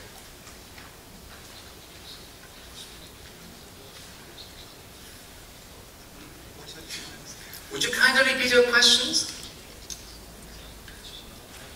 I am curious to know what is your public transportation system beside the train? Like, do you have local buses that get people from one community to another? Alternatives to cars? Okay.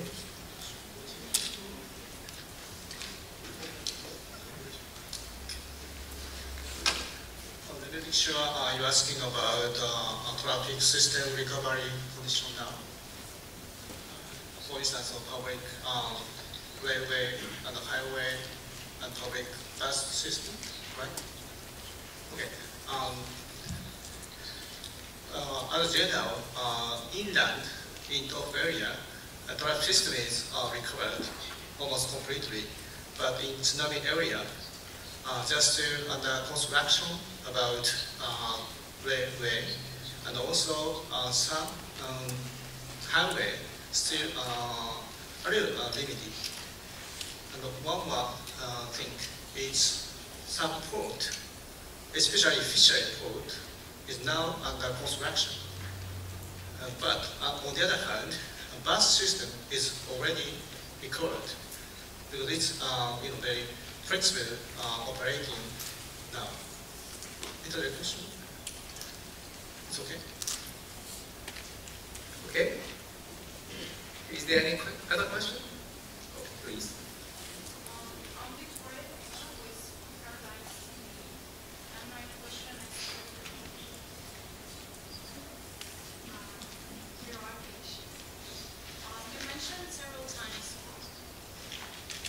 You mentioned several times that one of the strands of for development for Japan is attracting more tourists, is the development of tourist sector.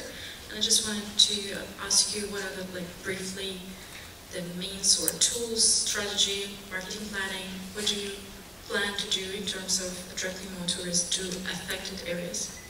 Thank you.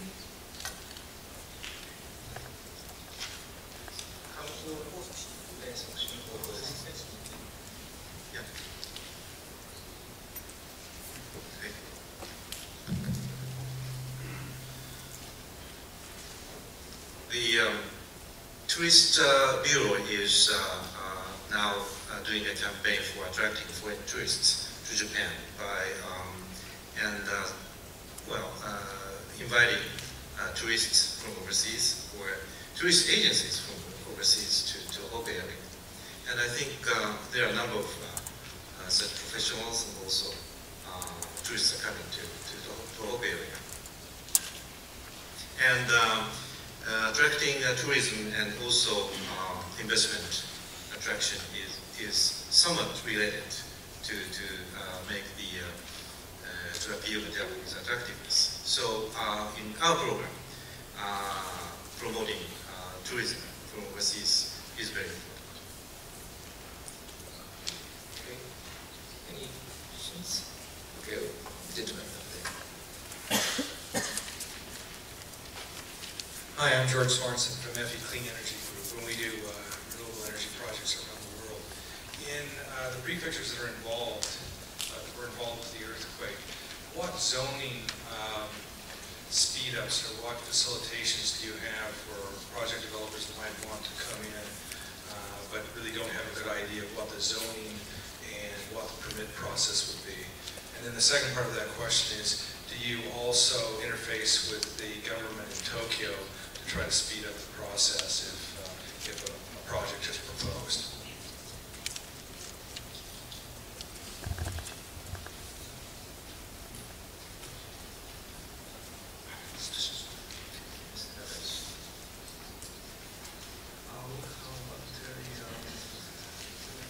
Okay. Now, almost more than 12 areas set for special zone in both area. In each zone, they include tax incentive. That is a zero tax rate for first 5 years for newly established company, and also some R&D incentive tax. Also, some investment promotion tax here. Then the special zone include also some regulatory special treatment that is shorten the procedure of some, for instance, usually the procedure have to expand half year, but we can reduce that time is to almost 1 month, such as that. Then anyway, the special zone includes tax incentive also or special treatment for regulatory. Then now each prefecture set special zone. For instance, medical special zone and also renewable special zone. They stress on some specific field. They try to get together the specific industry. And namely,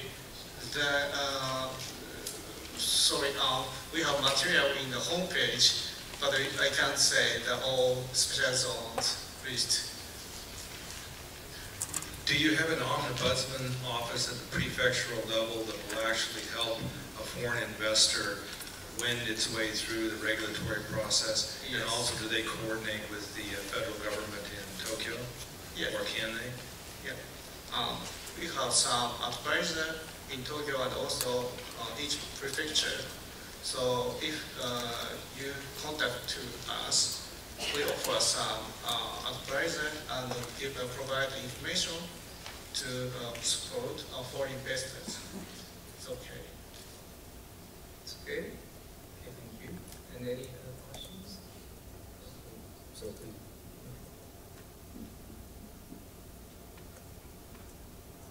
My name is Donald Chen. I handle real estate and construction in New York.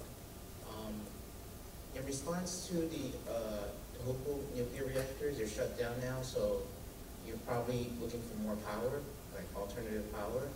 So are there any specific favoritism towards any specific industry like geothermal, are there any green sectors that the governors or the people of Japan specifically prefer over others? Well, as for the renewable treatment, we have some explanation after this later. Yes, the second half program we are going to discuss about new energy and the possibility for energy in Japan. Okay. Please. My name is Pamela Fuller, and I'm a tax attorney specializing in international transactions. A couple of you have mentioned the importance of M&A as being a very important shortcut to increasing FDI in Japan, a shortcut to, for example, greenfield investment. As you know, since 1990, Japan has greatly liberalized its M&A tax rules, beginning with the legalization of holding companies, redemptions, spin-offs, and in 2007, the adoption of the tax-deferred triangular merger provision. My question relates to Japanese government's commitment to further liberalizing its M&A tax rules. From the OECD's perspective, I can't speak on the part of OECD, but from the US perspective, much more work needs to be done, not just by the Japanese government, but by the attitudes of the corporate boards themselves and by the Japanese courts. I was wondering if you could comment on this, please.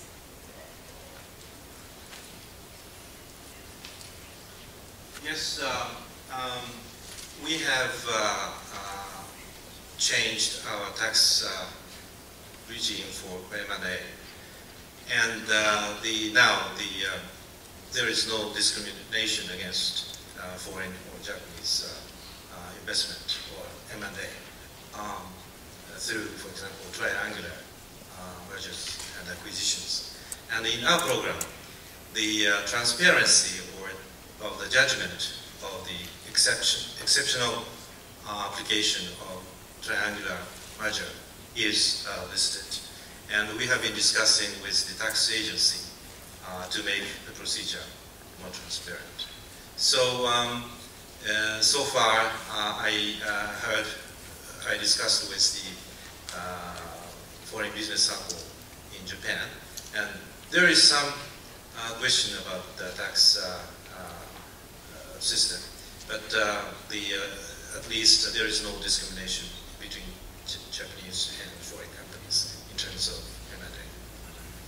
I was just wondering about the Japanese Supreme Court's decision in the Bulldog case, where they seem to equate, poison pills. Could you comment on that? Of course. Yes, perhaps it is a decision of each Japanese company or stockholders. So it is a matter of market, I would say, whether they use such methods or not. Excuse me, I have a question. Can you hear me? Yeah. My name is Mitch, and I am a business journalist with International Business On. The question I have is, when you spoke about Japan's sovereign debt, you said that the government would make use of its foreign assets, which it would sell if the need arises. Thank you. So we were told that the government would make use of its foreign asset reserve, which it could sell if the need arises, to counteract the effects of the sovereign debt. So the question I have is, there is a risk of rising borrowing costs and rising yields on Japanese government bonds, which could be quite risky for US investors. What is the government doing to counteract that?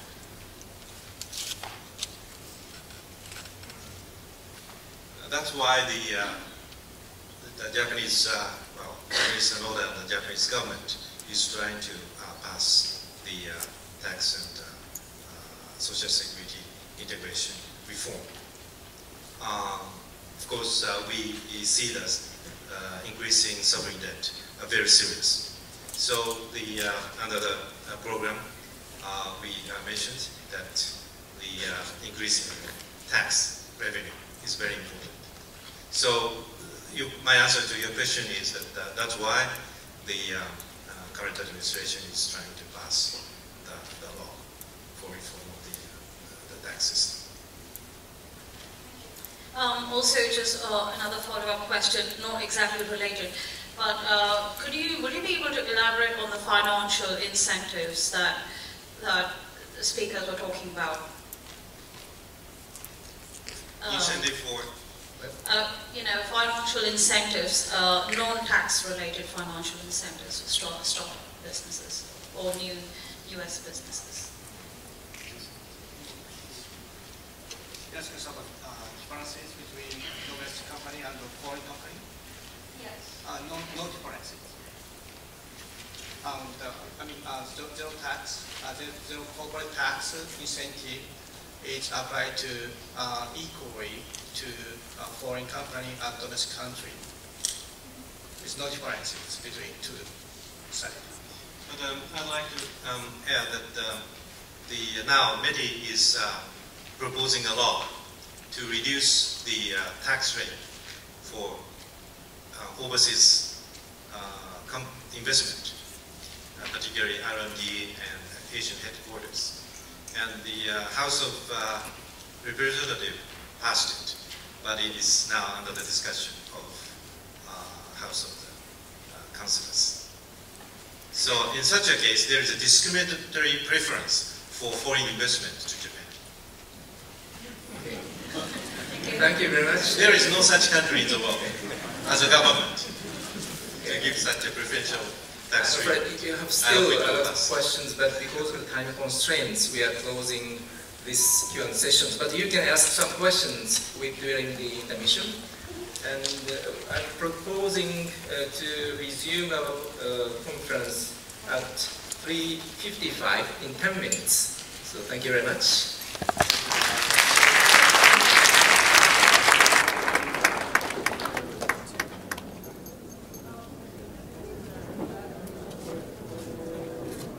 So we are starting the second half of our program. In the second half of the program, we are discussing about smart cities as well as the opportunities for Japan of new energy. First, we will welcome our second keynote speaker, Mr. Takashi Hachoji, the chairman of Hitachi America, who will deliver a speech titled Reconstruction Support and Smart City Strategies. Hitachi is a frontrunner of smart city strategy, which is starting to be one of the key concepts in building a safer, more disaster-resilient Japan. His speech will deepen our understanding of how smart city strategy will work. Please come to the stage, Mr. Hachoji.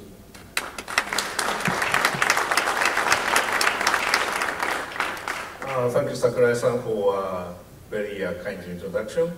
And good afternoon, ladies and gentlemen. My name is Takashi Hachoji. I'm a chairman of Hitachi America Limited. This is a great opportunity for me to share Hitachi's role in the reconstruction of Japan, because it relates specifically to our smart city strategies. The recovery effort for Japan following the Great East Japan earthquake represent a critical period. Throughout my presentation today, I've shared with you several examples of how Hitachi is trying to contribute to this recovery, reconstruction, and our expertise in smart city strategy.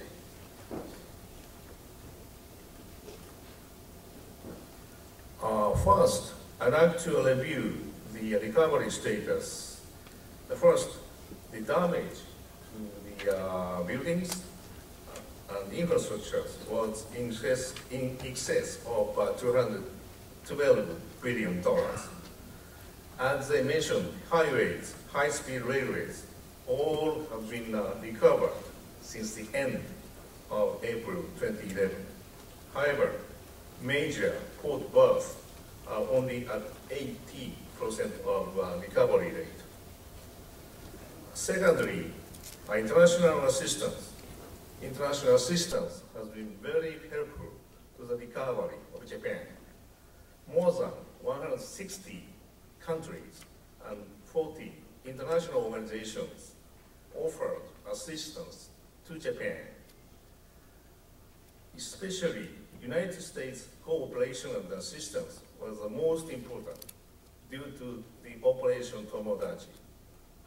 United States sent 24,000 personnel, 190 aircrafts, and 24 naval ships, including aircraft carriers USS Ronald Reagan, to Japan. Without United States assistance, recovery from Great East Japan earthquake would have been delayed. Thank you again for your heartful assistance. Economic growth has been already recovered. Also, mining and manufacturing production index was 94.4. Last April, that figure was 84.5. By the way, we have a very good news. Tourism has rebounded with overseas visitors to Japan back to normal, to pre-disaster level. The business activities, including supply chain, has recovered completely by the end of May 2011.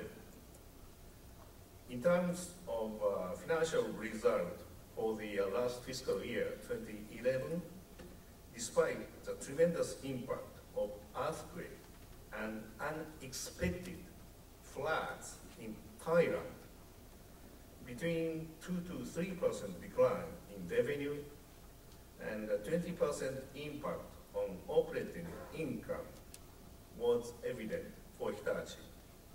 But we achieved the record profit in fiscal 2011. All Japanese companies surely made every possible effort to make a full recovery.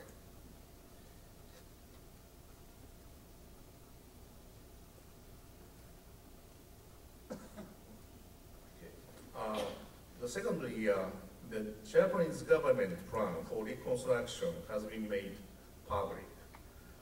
Firstly, strong commitment from Japanese government for $225 billion budget to be spent on public projects for recovery and reconstruction.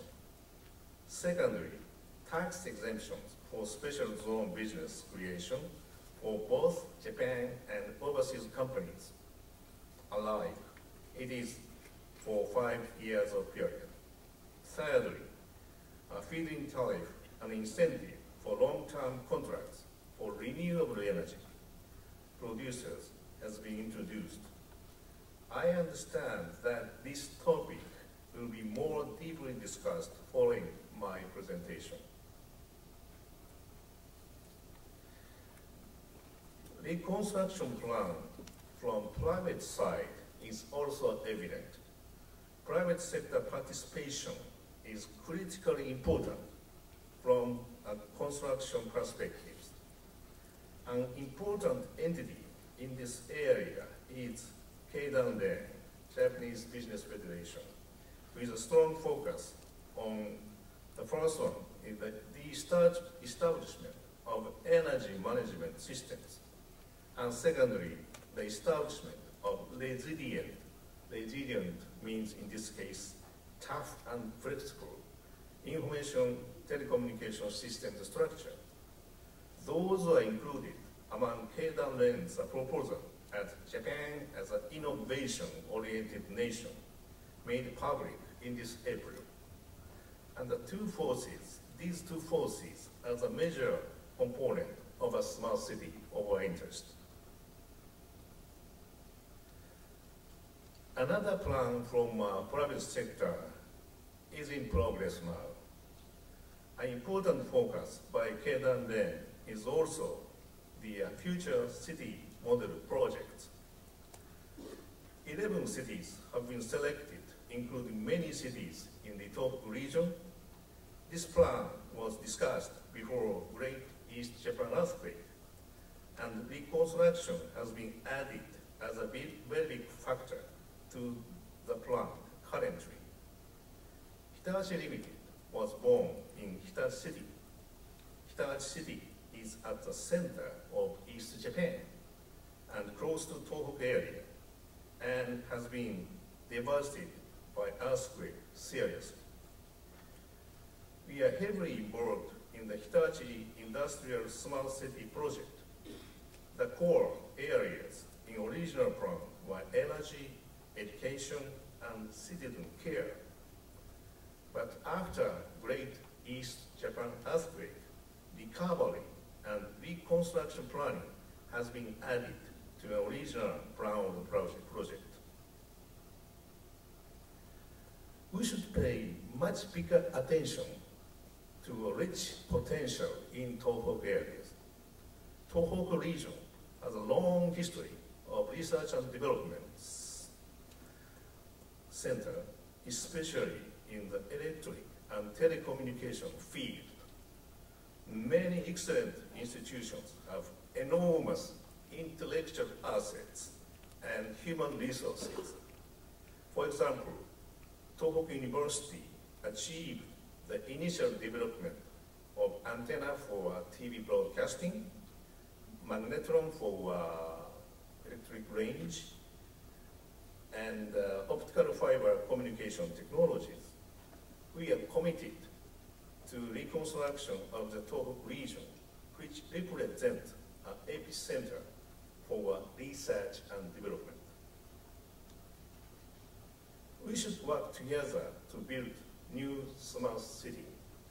As a social infrastructure focused company, in our term, social innovation company, Hitachi understands the problems and the challenges of the Tohoku region, and will continue to work with local government, local communities, and local businesses to help to rebuild and improve society by smart city initiatives.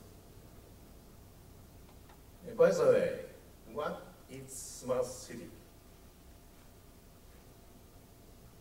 A smart city can be defined as an environmentally conscious city that uses information and telecommunication to utilize energy, transportation, water, and other resources. As you can see from this slide, this provides a detailed view of several aspects that comprise a smart city. At the same time, we have to consider how to make the best coordination with the people who actually use, I should say, living in this infrastructure. The Great East Japan earthquake exposed these issues. Harmonious combination between the people and the infrastructure should be cultivated. The solution to this issue will lead to the creation and further development of smart cities. Our focus and expertise includes energy, transportation, water, and information telecommunication. In addition, at the foundation is advanced IT system, which we have deep expertise for contributing to the reconstruction of Japan. Hitachi has been fully involved in social infrastructure since its foundation in 1910. Our strategy combines our deep business portfolio expertise into smart city. We are focused on social infrastructure and information and telecommunication businesses, something we call the social innovation business. There we have three components. The first one is industrial transportation, and urban development systems. The second one, information and telecommunication systems. The third one is power systems. We have expertise and knowledge in these fields. How we can make our potential a reality? Our social innovation business embraces the common goals and values with local society. By the sheer nature, this allows us to contribute to Japan's reconstruction and compete in the smart city business. In order to attain that goal, we organized Infrastructure Systems Group in this April to compete with global competitors in the fast-changing social infrastructure field, which offers very big business opportunities in smart city, water treatment, and transportation. Actually, this group is the largest business group in Hitachi because smart city is one of the most important business areas for us. In order to contribute to the reconstruction based upon the viewpoint of society and citizens, we have done many extensive surveys in an emergency evacuation area in Tohoku area. Hitachi is already participating in a number of smart city projects overseas. We are deeply rooted in the global footprint. As you can see in this slide, we contribute to many pioneering projects in many countries worldwide. Spain, India, China, United States, and Japan, to mention just a few in this slide. We are participating mainly four types of the project.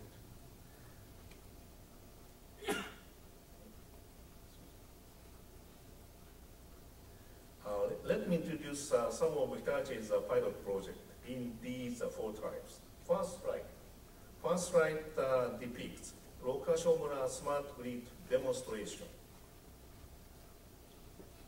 This is an energy plus IT type of project. Our smart grid deployment in Tohoku began well before the Great East Japan earthquake, which reflects our commitment to the smart city concept. We developed power control center, solar power generation system, and advanced metering infrastructure. Also, we work and believes in partnering with quality partners in this project to develop smart house together with Toyota and Panasonic, to name a few. Second example is combining transportation with information and telecommunication.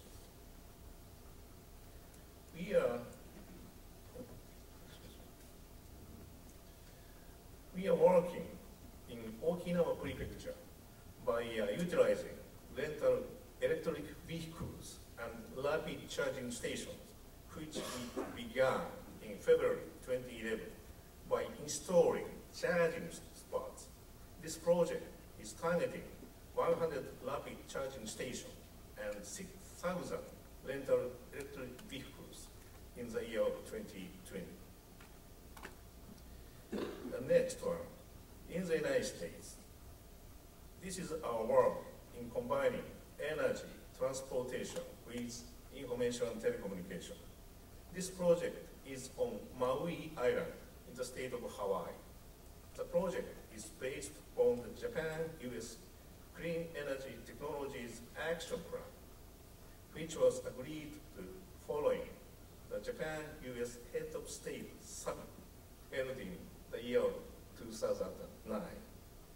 We are working on a Hawaiian tourism project with several alliance partners relating to deployment of solar power generation and EVs that began in 2011. Hawaii has already 15% renewable energy and targeting a goal of 40% in 2030. We are leading the information control platform and solar power generation system. The last, but certainly not the least example, is Hitachi's work combining water and IT and so forth. We are working with Dalian City, China, to provide intelligent water system, sewage treatment system, and desalination systems that began in November 2011. We intend to create a smart city by making effective use of water resources and providing efficient water infrastructure. During the course of conducting smart city project just mentioned, we have accumulated some innovative and practical ideas. The first one is big data. Big data and the application of the state-of-the-art information technology in telecommunication technologies in a very important and growing area for us to make smart city a reliable project.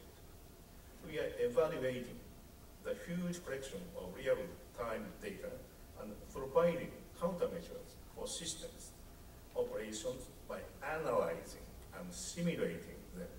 Simply, if we detect a grid failure, we can quickly generate an intermediate control.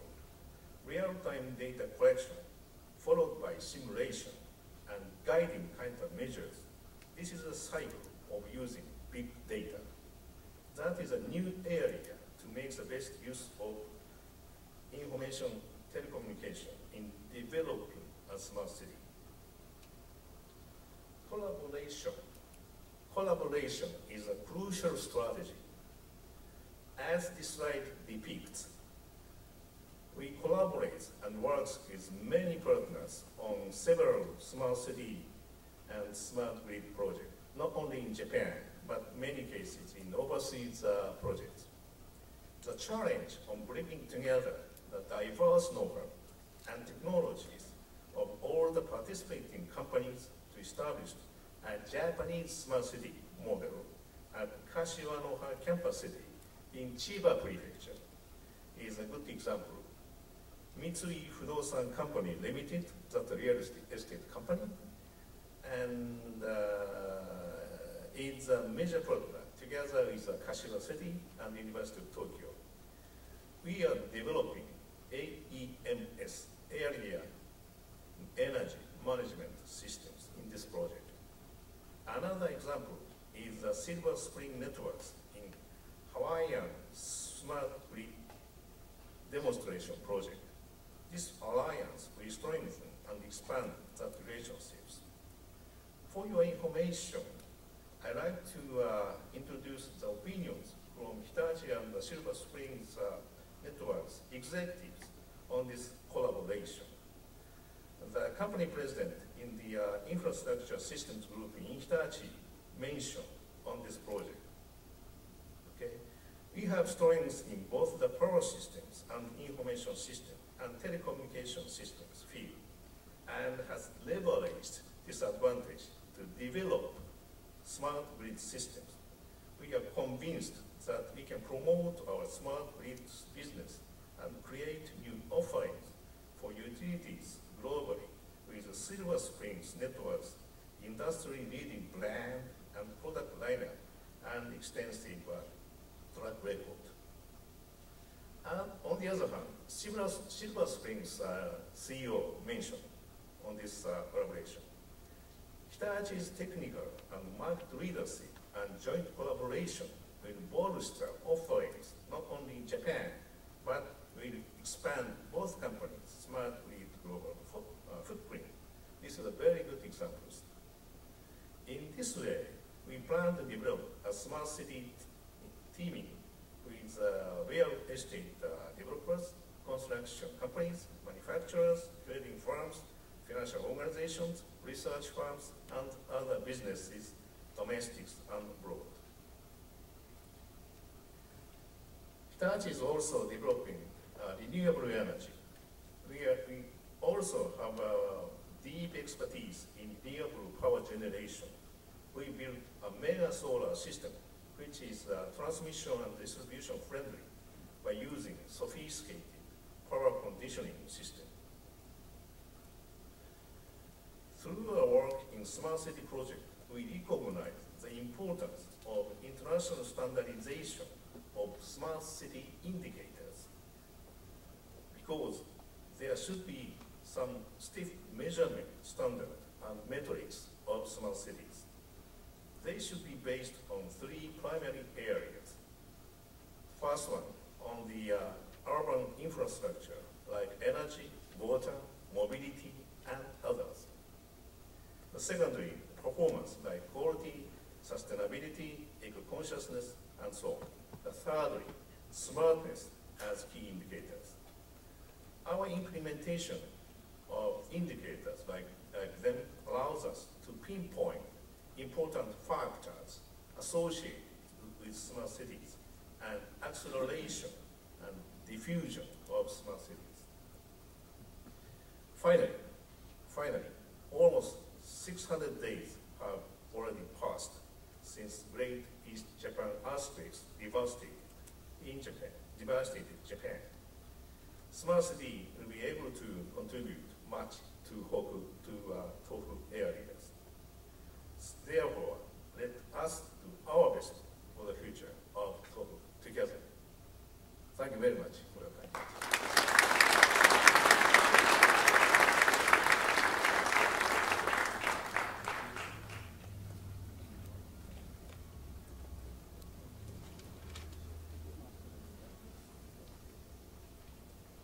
Thank you, Mr. Hachoji, for very interesting presentations. Now I would like to invite to the stage the participants in this afternoon's New Energy panel. Experts and specialists will discuss the future of new energy and its potential for Japan's reconstruction. Please welcome our moderator, Mr. Michel DiCapua, Head of Research NA Bloomberg New Energy Finance, and 3 panelists. Tatsuya Shinkawa, Chief Representative Office in Washington, D.C. of NEDO, Rex Hessling, CEO, Beautiful Earth Group, and Yoshikazu Nose, Senior Vice President and Group Head for Global Environment and Infrastructure Business Development Group of Mitsubishi Corporation America. Please go ahead.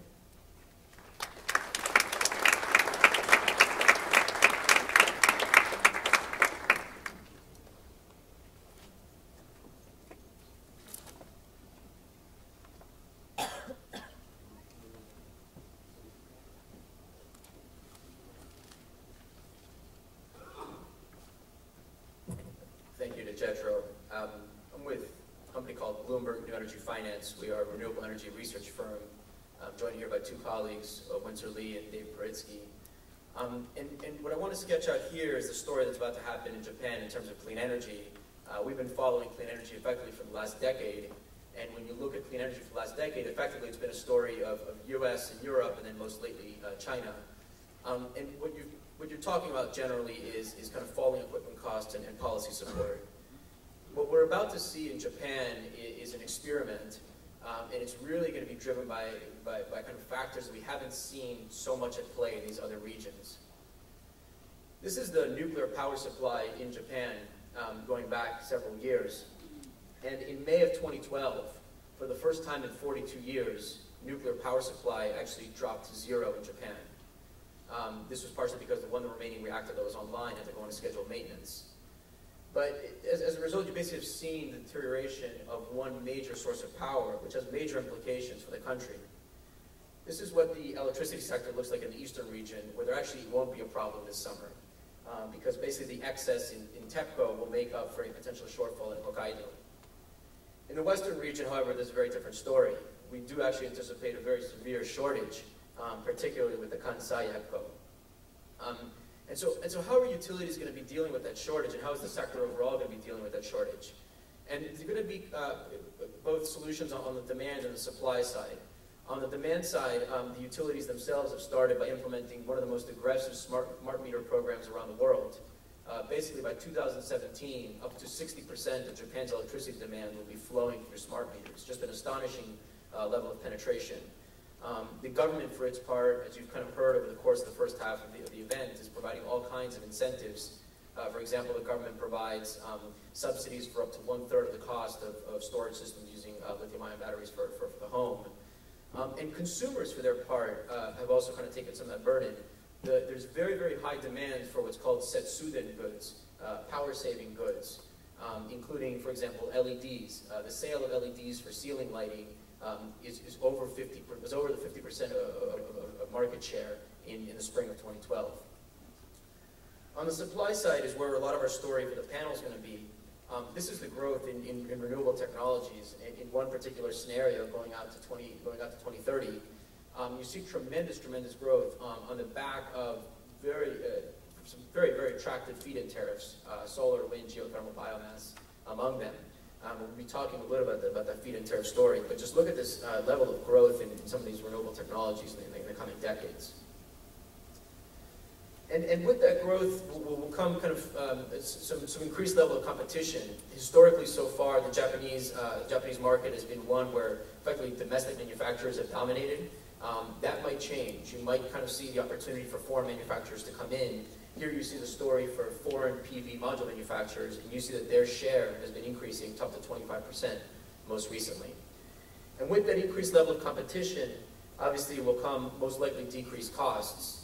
You see these are the system prices in Japan, which you can see are well above where some of the global averages are, including regions like Germany, for example, and even parts of California.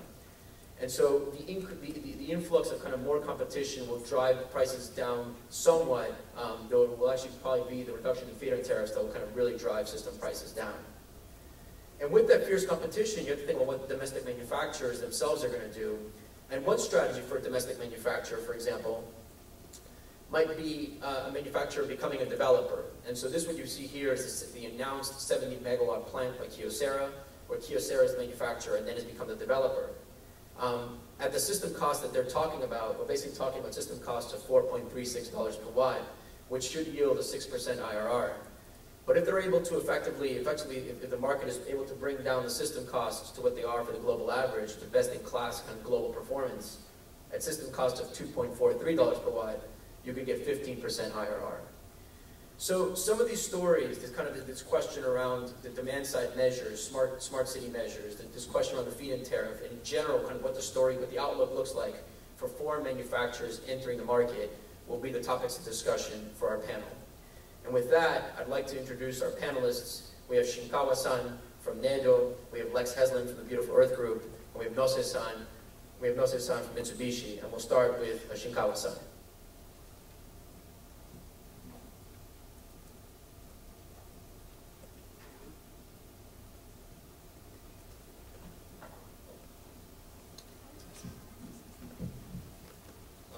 Good afternoon, and thank you for inviting me as a panelist. I'm Tatsuya Shinkawa, the Chief Representative of NEDO Washington DC office. I'm originally from METI, Ministry of Economy, Trade and Industry of Japanese government.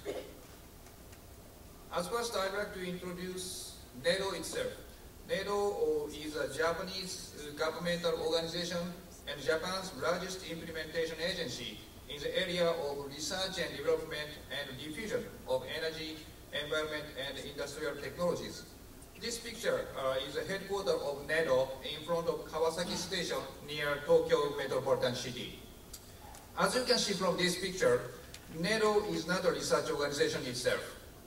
However, we promote a lot of research and development and demonstration projects in energy and environmental field as an implementation agency.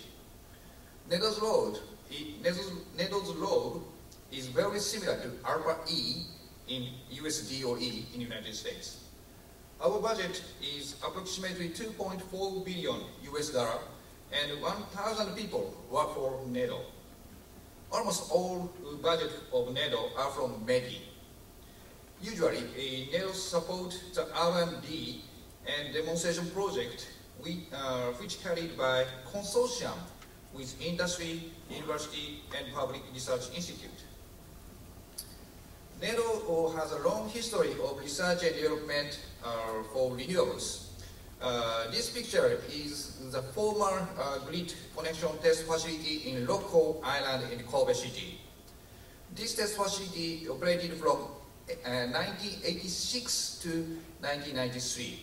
At that time, Japanese utilities were doubtful about the grid connection of distributed generation, mainly because of islanding issue. We understood that if islanding happened during an outage, it might be dangerous for linemen when fixing the distribution line. Japanese utilities requested that MITI, now METI, develop an islanding prevention system. So MITI and NEDO jointly developed a project for islanding prevention system at this site. I was in charge of grid connection guideline in Japan, and this test facility from 1991 to 1992. Following the positive findings of the detection system at this test facility, Japanese buyback program for distributed generator, including rooftop solar PV, was started in April 1992. The picture on the right is the first house in Japan where a solar rooftop with grid connection was installed in 1992. The original Japanese islanding detection system was found to not be effective in the case of high penetration of renewables. So NEDO started the development for new islanding detection system for high penetration scenarios. The number of solar equipped houses in this project was over 550, and the total capacity of solar PV was over 2 megawatt. In this project, we developed a new islanding detection system using radio waves. NEDO also had large scale of mega solar project. We had 2 mega solar projects. One is in Wakanai and one is in Hokuto. After the Fukushima nuclear accident, the people's interest for renewables are increasing. And after the start of feed-in tariff in this month, now many mega solar projects are under construction in Japan. NEDO prepared the handbook for introduction of large-scale PV and simulation tool for introduction of large-scale solar PV based on the result of these mega solar demonstrations. On April 2010, METI selected 4 sites in Japan to run large-scale pilot project on smart grid and smart communities. 4 sites means Yokohama City, Toyota City, Kyoto Keihana District, and Kitakyushu City. These pilot projects are in second year right now, so some part of the actual demonstration started. So if you have a chance to visit Japan, you can visit these sites and see these demonstrations. The meaning of the smart community is a little bit different from smart grid in the United States. In the United States, the core concept of smart grid is demand response with advanced meta infrastructure, based on my understanding. Japan's smart community is more wide meaning, including the integration of renewables and next generation vehicles. As Mr. Hachoji had already presented. And I don't have enough time to explain all of these projects, so I would like to introduce just 2 examples. Yokohama City demonstration is the biggest demonstration in Japan. The target of this demonstration is to create a local energy management system with combination of BEMS, HEMS, and SEMS. To achieve this target, about 4,000 smart houses and 2,000 EVs will be installed to the Yokohama City. And second one is Kitakyushu City project. Kitakyushu City is a famous city as eco-friendly city in Japan from dirty old steelworks hometown, like Pittsburgh in the United States. Demonstration is not involve local electric utility company. This demonstration is carried inside the special supply area by Nippon Steel Corporation. The target of this demonstration is also to create energy management system with combination of BEMS, SEMS, and HEMS. The demand response in this demonstration is combination of actual dynamic pricing and virtual incentive program. To achieve this target, about 230 smart houses will be installed to the Kitakyushu city. Japan IBM is also joined to this demonstration. I hope that this project will be a good example of the cooperation between the United States and Japan. And in addition to the 4 large-scale demonstrations, 7 regional demonstrations were adopted for the advanced technologies. These demonstrations will demonstrate local smart communities, such as using local energy resources or harmonizing with local industries. For example, the consortium of City of Tottori and companies is trying to demonstrate energy circulation system for factories and home. And the consortium of Hitachi and Hino Motors is trying to demonstrate non-contact charging system. In addition to the 4 large-scale demonstrations and 7 regional demonstrations, METI is supporting 48 feasibility studies. The object of this program is to promote concept for smart communities that build on the specific characteristics of those communities. By supporting feasibility studies, the program will contribute to an accelerated adoption and spread of smart communities. Several cities in Tohoku area were selected in this program. Now I explained about METI's project, but these cities are also supported by Cabinet Office and Reconstruction Agency. Also, METI has some subsidy system for the smart communities. And next, I would like to mention the renewable energy promotion policy. As I mentioned, a buyback program in Japan was studied in 1992. This buyback program was studied by voluntary action by Japanese utilities, not by regulation or legislation. The buyback price was around 24 yen per kilowatt hour. This was set as the same price for residential customer in 1992. This buyback program is only for excess electricity. And national RPS was studied in 2003. The subsidy for residential PV was studied in 1992 in Japan, but it was suspended at 2005, and it was restarted in 2009. The current subsidy for residential PV is 70,000 yen per kilowatt. And in 2009, buyback program was doubled. It means the buyback price was doubled to 48 yen per kilowatt hour in kilowatt hour. In 2011, this was 42 yen per kilowatt hour. And feed-in tariff was studied in this July, and national RPS was ended after the feed-in tariff introduction. I will explain this feed-in tariff later. And this is trend of the major countries' PV introduction.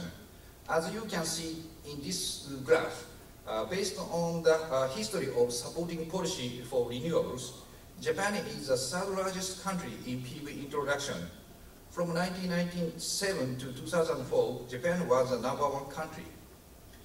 Now we introduced one of the world's most aggressive feed-in tariff, so I think the capacity of PV introduction will more rapidly increase in Japan. And as I mentioned in the history of Japan's renewable promotion policy, the feed-in tariff was studied from this July. As same as other countries which introduced feed-in tariff, Japanese feed-in tariff is a scheme to foster renewable energy with the help of all electricity customers. Electric utilities has obligation to purchase electricity generated from renewable energy source on a fixed period contract at a fixed price. The cost of purchased electricity generated from renewable energy sources shall be transferred to all electricity customers, and they shall pay the surcharge for renewable energy. In this feed-in tariff scheme, the 5 renewable energy types were selected to be purchased. These are solar PV, geothermal, small and medium-scale hydraulic power, wind power, and biomass. The new plant in these types will be purchased by electric utilities. And the solar PV for residential will be purchased only in electricity basis. If the residential customers save the electricity usage, they can sell more electricity and can obtain more income from sales of electricity. This table shows the tariff of the electricity purchase by electric utility. I'm sorry, this is very busy slide, but you may have a handout. For example, the tariff of the solar PV is 42 yen per kilowatt hour. This means 52 cents per kilowatt hour in current exchange rate in the United States. And the tariff of the wind power over 20 kilowatt is 23.10 yen per kilowatt hour. This means about 29 cents per kilowatt hour. I would like to mention that this tariff is only for the period from this July to next March. The newly started generation, which started in this period, can get contract in fixed period, such as 10 years or 20 years. But the tariff for newly started plan in next fiscal year will be decided in later. And this is tariff for biomass power plant. The tariff for the biomass is different by sources. And next, I'd like to introduce the change of Japan's electricity activities. This is a table of the last year. Even in last year, we faced very hard demand and supply gap. And this table shows the deployment plan of smart meters of Japanese electric utilities. Before the Great Earthquake, the Japanese electric utilities were slightly negative to the deployment of smart meters. But now they are interested to the deployment of smart meters and demand response menu for peak shaving. After the Great Earthquake, we are supported by many countries and international organizations, especially from the United States. The Japanese government and Japanese people deeply appreciate this assistance. Now we are moving forward in recovery and reconstruction.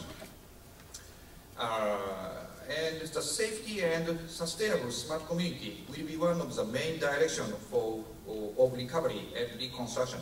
I think that it might be a great opportunity for international cooperation. Thank you for attention.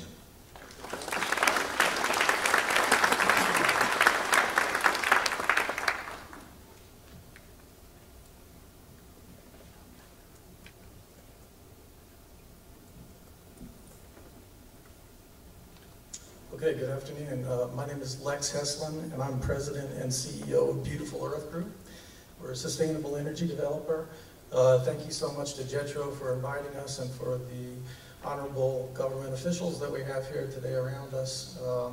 We're kind of the small company of this gathering today, and I'd like to tell you a little bit about what we are all about and what we're doing in Japan and how we can compete. So our parent company is Beautiful Earth Group. We're an integrated clean energy generation and technology services company. That means that we're actually, our business is the upstream, which for us means the generation side of the business, certification, which is certifying our clean green energy, and the downstream where we invest in companies that are interested in using green energy in their processes. We're almost 4 years old. We're located here on the Brooklyn waterfront. We have an office in Newport Beach. in Japan were in Tokyo and Fukushima. We founded our company B Eco Japan Kabushiki Gaisha about a year ago in Fukushima, and we're also very active in the Middle East, although we don't have an office there. Amongst the utility scale developers, we're in the small niche of the business, which means kind of the 20 to 50 megawatt niche. We only invest in things that don't burn, so for us that's solar, wind, and mostly small hydro projects. In Japan, our focus is very much on solar and small hydro for a lot of reasons. But our pipeline is based mostly in the US and it's growing internationally. And our goal is to be the cleanest, greenest developer in the US. Just kind of a snapshot of our activities. We talked about the upstream on the left-hand side. That's our generation business. That's run through our subsidiary called Beautiful Energy. In our domestic pipeline, we have our project out in Southern California called BE California 1. That's a 50 megawatt AC PV project that was just expanded from 38 megawatts about 2 weeks ago. That's down in the Antelope Valley, about 70 miles northeast of Los Angeles. About another 200 megawatts in our pipeline. Internationally, we're involved in Japan, Latin America, Middle East, and Southeast Asia. We're also very focused on branding our company and educating people about what clean energy is and what the benefits are. We have our own product called Beautiful Energy, which is our clean green energy. We started a program called Smart Sister Cities, which pairs together cities which have a goal of going net zero. That's a picture of us signing an agreement to be the advisor for our first Smart Sister City, which is Lancaster, California, where we're building our plant. Each year we host the Green Governor of the Year Award. This last year was Vermont Governor Pete Shumlin, who's a real advocate. Before that it was Arnold Schwarzenegger. We've got a new governor coming up soon. We also founded NICE, which is New York Center for Sustainable Energy. We're also on the downstream very involved with EV charging infrastructure and services related to the provision of green energy to off-takers and producers. You know, we're a small company, so we needed to get our name known and get out there, and in New York, that's a pretty hard thing to do. We started out by doing things like getting the first electric Mini from BMW.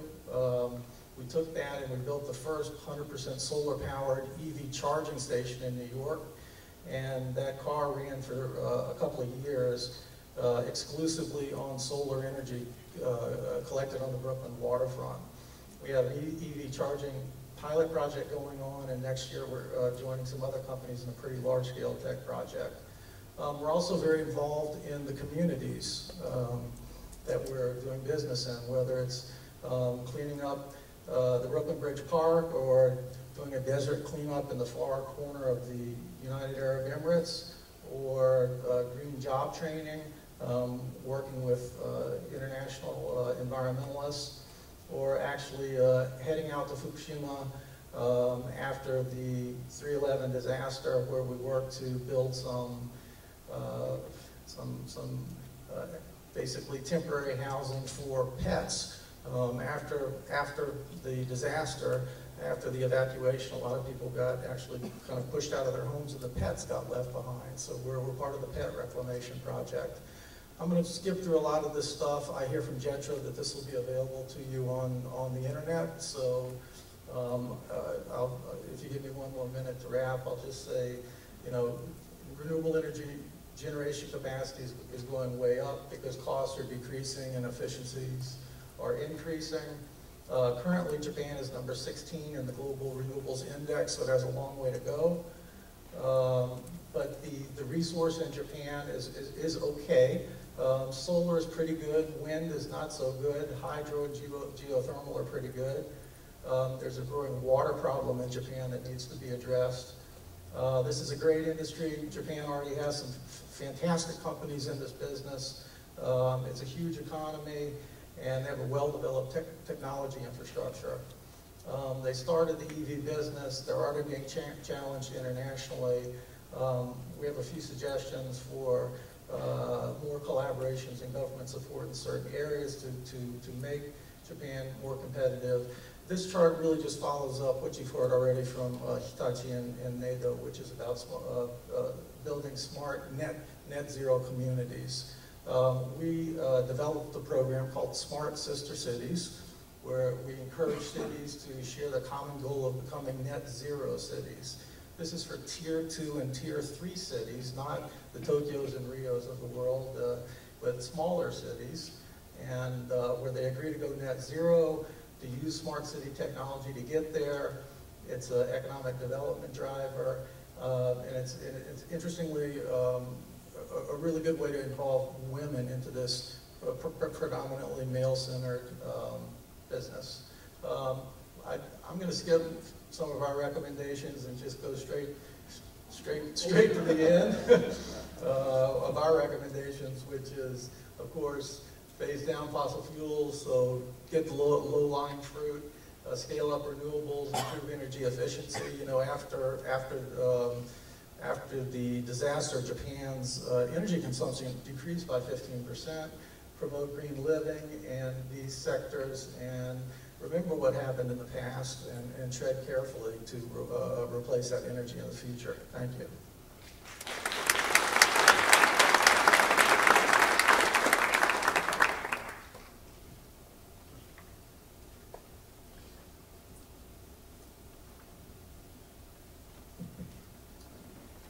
Good afternoon. My name is Yoshikazu Nosei, and I'm head of renewable and infrastructure business at Mitsubishi Corporation America. And thank you very much for having me here as a part of a distinctive panel. Today I'm introducing Mitsubishi Corporation's. This is an interesting slide that I have to explain what's not myself. So Mitsubishi is a group of 40 companies, and then all the 40 companies are independent. So the common question that I have to face whenever I start at my meeting is always, what part of Mitsubishi are you in? But basically, up until World War II ends, you know, Mitsubishi was under the single umbrella. But since then, US government forced Mitsubishi to dissolve into smaller entity. So thanks to US government, Mitsubishi is independent company, and then sometimes we do collaborate with each other, but sometimes we compete with each other too. So, but you have to notice that some of the great Mitsubishi companies do not even have Mitsubishi name on top of it, such as Kirin Beer, such as Nikon Camera, and Asahi Glass. Those are great Mitsubishi companies, but they don't have any Mitsubishi name on top of it. My company is Mitsubishi Corporation, which I will explain now. Mitsubishi Corporation started out as a trading company, and we grew as Japan grew after 1870. And over the last 20 to 30 years, we changed our business model from general trading company to business investment. So as you can see, as part of the pictures, we do invest into overseas assets, including coal mines, copper mines, gas, natural resources. In fact, we import 45% of natural gas to Japanese utility industry, 25% of oil, 25% of coal. So we are contributing Japanese power generation quite a bit. So that's a general explanation of Mitsubishi. We have 200 offices in 80 countries. So whenever I travel, even if it's a private basis, I end up seeing my friends in many countries. That's a benefit of being an employee of Mitsubishi Corporation. And our profit is about $6 billion. Our operating transaction is $251 billion, which is still having lots of operating transactions from trading company. This is an example of our US or North American subsidiaries. As you can see, I can't explain everything, but you have so many subsidiaries from natural gas, including Canadian shale gas projects, to rice crackers, manufacturing business, or pork processing, or grain trading business, power generation business, so on and so forth. So we are so diversified in terms of business asset. This is kind of representing our renewable business activities. On the top is basically power generation asset. We started out our renewable power investment from 2007. We looked at European activities and we decided to invest. Then world's largest PV power generating plant in Portugal.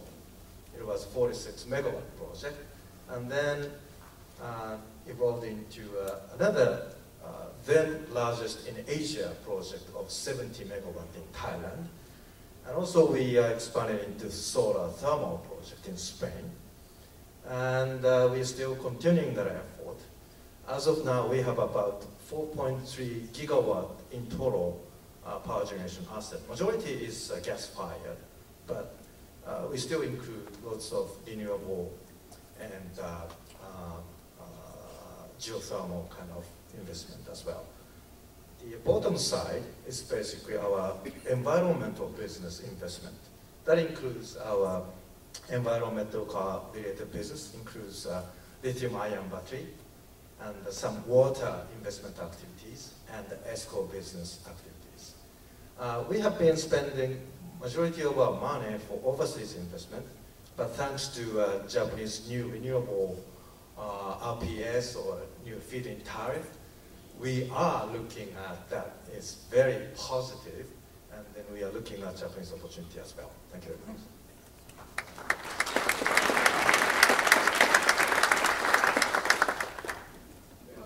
Just glide straight from the applause into your last comment.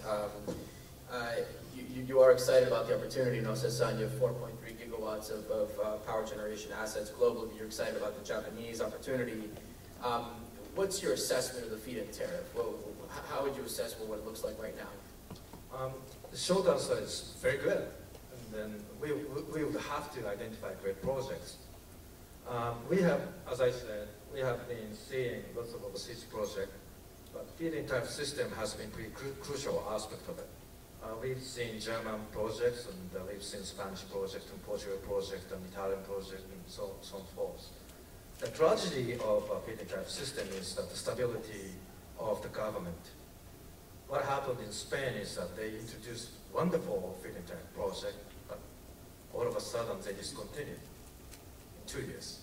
So I don't want to see that kind of thing happen in Japanese feed-in tariff system. So even if it could be gradually decreased, I want to see sustainable or long-term feed-in tariff system in place so that project developer like us can comfortably develop the long-term project because it requires time. Because permit, land ownership, negotiation with EPC, all of those things takes time.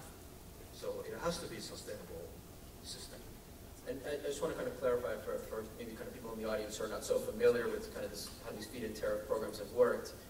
What Nose-san is alluding to is the fact that the feed-in tariff has been an incentive that's been offered elsewhere, primarily in Europe, and invariably there's been a history of kind of very attractive feed-in tariffs and a huge rush to build, and potentially kind of too much build so fast the prices stay very high and the regulators can't keep up. And so Nose-san, my question is, are Japanese regulators going to be nimble enough to adjust to kind of the need to change tariffs when the time comes? They are capable enough, so I hope that they can do so. You're not going to offend anybody. Lex, I want to ask you kind of about the prospects for the kind of feed-in tariff-driven growth for renewables. Is that going to fill the gap that's going to be left behind because of the nuclear absence? It's a pretty big gap to fill. It's about 25% of Japan's energy generation. So of those 54 plants that were turned off, I think they're about, as of this week, 2 that are back online. So, it's kind of hard to say, but, you can't pick up a paper in Japan or turn on the TV without hearing about a fabulous new project that started in every one of the sectors discussed. And, people from companies like Nose-san's to Masayoshi Son are jumping into PV mega in a big way. I don't think I don't think the nuclear industry is going to kind of fade to black, as we say, in Japan anytime soon. So I don't see that on the horizon. But there is what shocks me is that there aren't more American companies out chasing this feed-in tariff, because companies like ours, which have to bid into California prices with utilities, investor-owned utilities, and where the current prices we're bidding are 7.5 cents a kilowatt hour or something like that. The big surprise to me is that more people aren't chasing these, more American companies aren't chasing these tariffs. So I would encourage everybody to get over there and get the getting while the getting's good.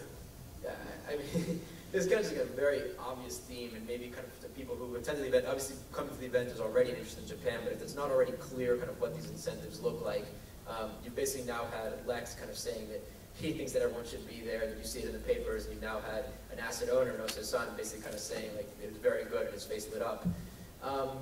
Shinkawa-san, have you already started to see activity for different sectors, and are there some sectors that have shown more activity than others in terms of this feed-in tariff?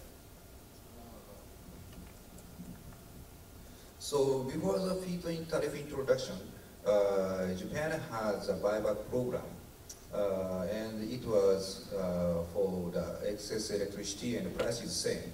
So it means that after the feed-in tariff introduction, mega solar or wind power will rapidly expand. So maybe, yeah, so even before the feed-in tariff introduction, residential rooftop PV is also expanding, so it might be continue. And additionally, mega solar and wind will be increased. Okay, so there's already been a history of residential solar adoption that will continue, but what feed-in tariff will change is more wind adoption and more kind of very large-scale solar. And what does mega solar mean to you? How large? How large is mega solar in your mind? Yeah, it depends on the project. So US mega solar is tremendously huge. So US has a lot of desert. So Japanese mega solar project is several 10 megawatt is maximum. Okay. Let's turn to kind of the smart city theme that was originally sketched out by Hachoji-san from Hitachi. Lex, I think, are you guys kind of excited about the smart city developments there, and kind of what progress have you seen already? Yeah, we really are, and there's just so much happening, as you've seen already, in smart city development in Japan, probably more than anywhere in the world right now. Big focus on that. We talked about our Smart Sister City project. In addition, there have been a lot of conferences recently by like METI in Japan, Sky Mucho, the Minister of Foreign Affairs, where they've been bringing together all of the kind of foreign renewable energy experts and focusing specifically on getting investment in technology into smart city development.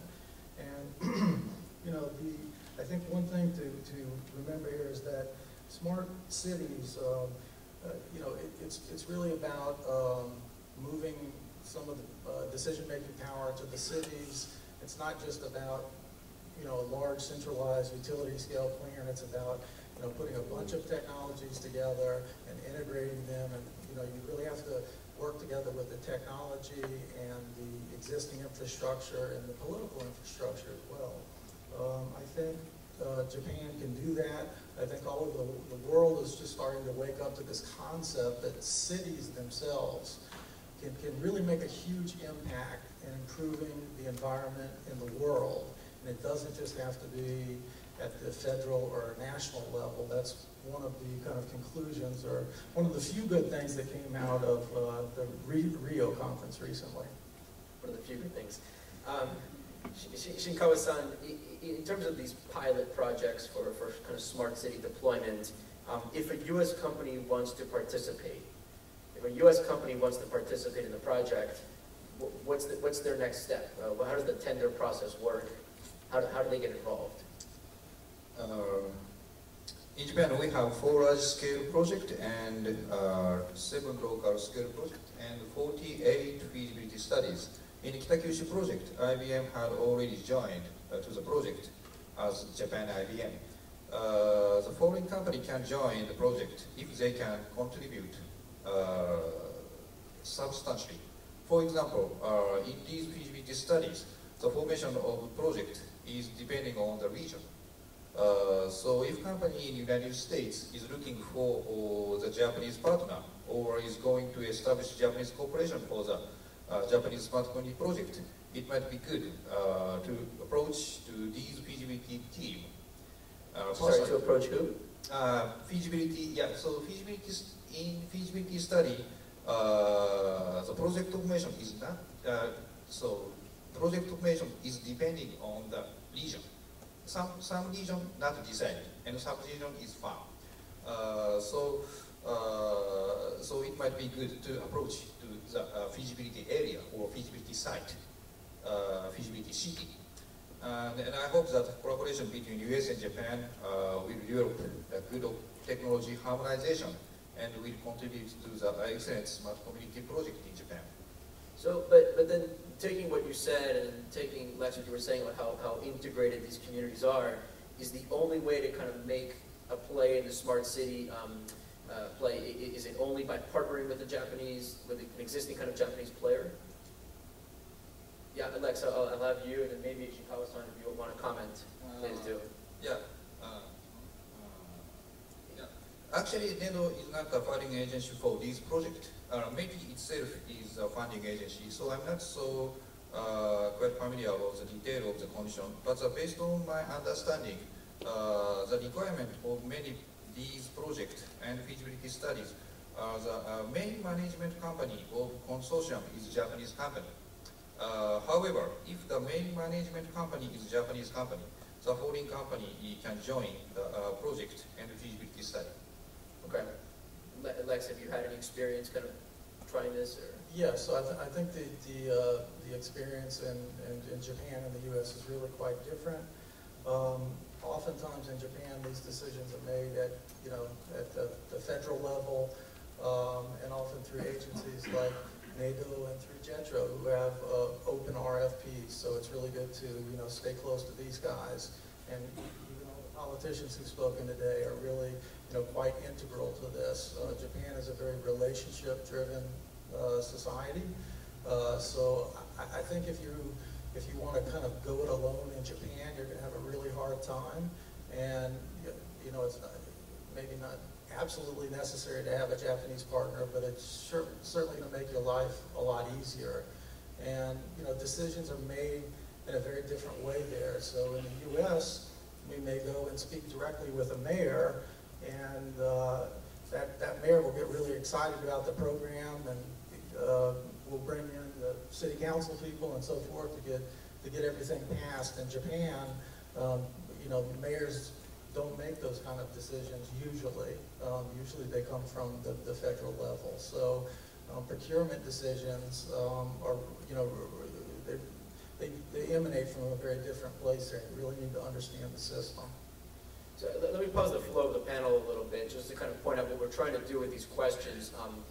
I think we're just trying to be helpful. We're trying to kind of draw from the experiences that these three individuals have from different perspectives, and just try to say kind of what could work for companies based here, kind of with an eye towards Japan. I want to talk a little bit about the financing story. It's been interesting, at least in the U.S., to kind of see, it's historically been the European banks who have been so active in providing debt to U.S. projects, and kind of gradually the European banks have been stepping back for reasons related to Basel III regulations and reasons related to kind of their own financial crisis. And interestingly, some of that gap has been filled actually by Japanese companies entering this continent. I'd like to ask you, Nose-san, what is the kind of state of clean energy financing in Japan, and kind of to what extent are the Japanese banks willing to lend?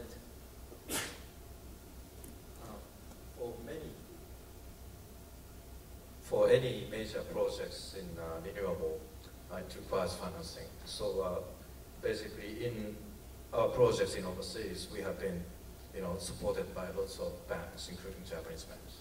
And recently, in the U.S., as you said, 2 years in a row, Bank of Tokyo Mitsubishi UFJ has been lead arranger for majority of financing in the U.S. Interestingly, now for Japanese projects, if it's a large enough project, we do require financing.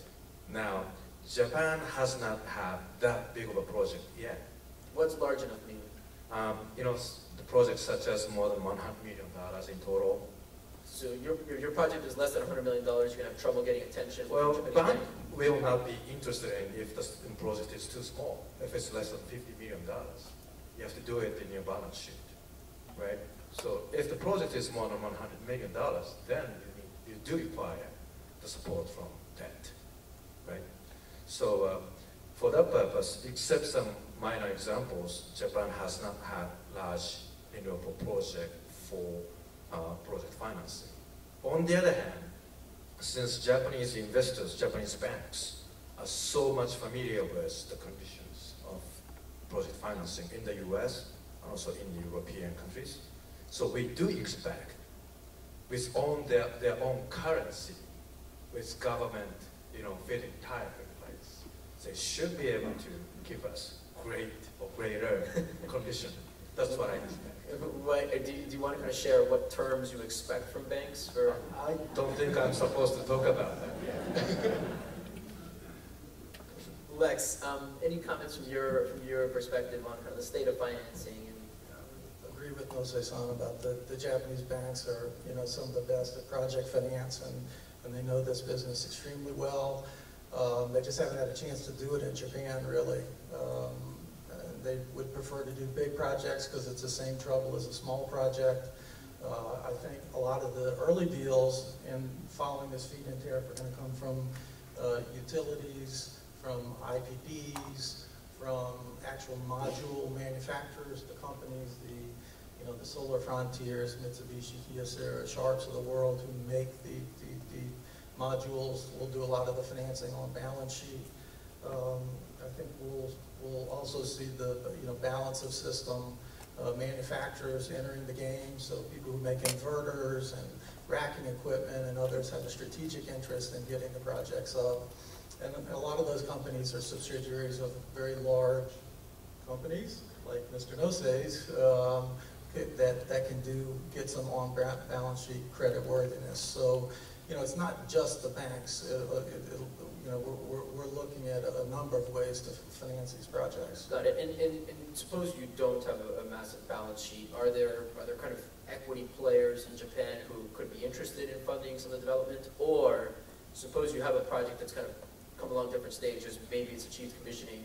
Are there kind of takeout players in that market who could be interested in buying your assets? Yeah, in Japan there are already takeout players. But it's kind of like in the U.S., the venture capital and private equity guys all want the projects to be completely buttoned up. So they want post-construction projects that are entering operation and they're basically de-risked.